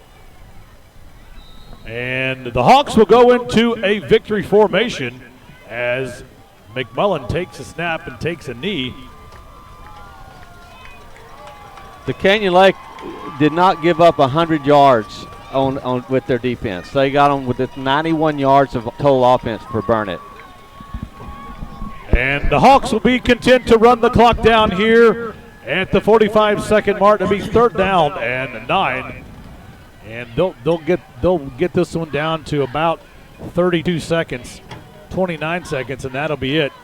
Here comes a snap. 10 seconds left on the play clock. McMullen watching it. 6, 5, 4. He'll take the snap. And McMullen will take a knee, and that will be the end of the ball game. The final score here at Canyon Lake High School, the Hawks roll 43-0 over the Bulldogs and move to 7-0 on the season. Well, that was a beatdown in more than one way. It really was. I mean, there you saw Canyon Lake really assert themselves throughout the course of the game. They ran their slot T very well. It was able to get pass plays when they needed it.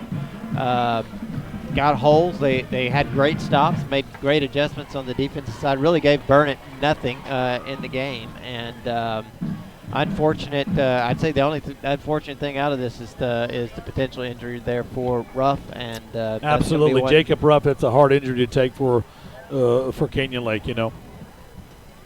But it goes to the win column tonight, 43-0, and got some scores there for last minute hoorah in the district, Darren. Yeah, let me give you just check that real quick there, Corey. I'll just show the old. So Canyon Lake is guaranteed a playoff no matter what happens by winning tonight. They've won 2 of the 4 games that they'll have to play. They got 3 more games. Up next is Fredericksburg, then Lampasas, and then Liberty Hill. That will be Fredericksburg there, Lampasas here, and then Liberty Hill away. So, well, we've got some scores. Deep in the fourth quarter, you have the Taylor Ducks up 29-7 over Fredericksburg. Wow. And also in the fourth quarter, Liberty Hill has extended their lead. It's now 48-13, and that is the score with 11 minutes left in the fourth quarter. And that's up over Lampasas. Lampasas. Yeah, so that was a game that was pretty tight at halftime, and Liberty Hill has come out and extended that lead by several touchdowns. Well, I appreciate everybody listening out there. This is Canyon Lake Broadcasting, Voice of the Hawks, coming to you live from Hawk Stadium. I want to appreciate everybody out there. If you want a prize tonight, we will be in touch with you. Congratulations to all the winners, and thank you to all of our sponsors as Canyon Lake Broadcasting has become the voice of the Hawks in its third year. And, Darren, you got any final parting words as we're going to go at a quick out here for tonight's game? Yeah, absolutely. I think it was a well-played game. Obviously, the Hawks came out and did exactly what they wanted to do. Burnet as were never able to get their game going, and in part because of the weather, but mostly in part because of the defense of Coach Hooper and his guys on the defensive side of the ball. Dialing it up. And so I think there's still a lot of great things for this team, and it's one of those situations where they're going to have the next man stand up. They've had some guys out and back, and they've got some other guys that are out that will get back, and this is the nature of sport. It is. So Canyon Lake will move to Fredericksburg next week, going at 7-0. Fredericksburg currently on a 2-game loss streak. The wheels have come off. Why, I don't know, but they were a juggernaut at the beginning of the season. They've lost 2 in a row. And I'll tell you what, they'll have our number as we go into Fredericksburg, as last year was a battle here. And quite the season. And in Fredericksburg, we always like to go to Fredericksburg and get something to eat, It's always a great place to go to Fredericksburg. Great place to go. Hopefully we'll have some good weather, and we'll be there. Loud and proud. We'll be bringing you the game. If you're not able to make it over there, please catch us here on KMAX Sports and Hilltop Reporter. That's right. And we will we'll bring the game to you as we see it. We appreciate everybody out there. And if you're going to listen to the game, you go to the games far away. You can listen to us on your phone and put your earbuds in your ear at the games. Absolutely. We don't have a time delay. It'd be a great way to go. But next week we'll go to Fredericksburg and move into week number 8 for us. Well, this is Corey Martelli and Darren LaSurgeon, Canyon Lake Broadcasting, the voice of the Hawks, wishing everyone a safe and good night. And here comes the run-through for your Canyon Lake Hawks. Let's give your Hawks a big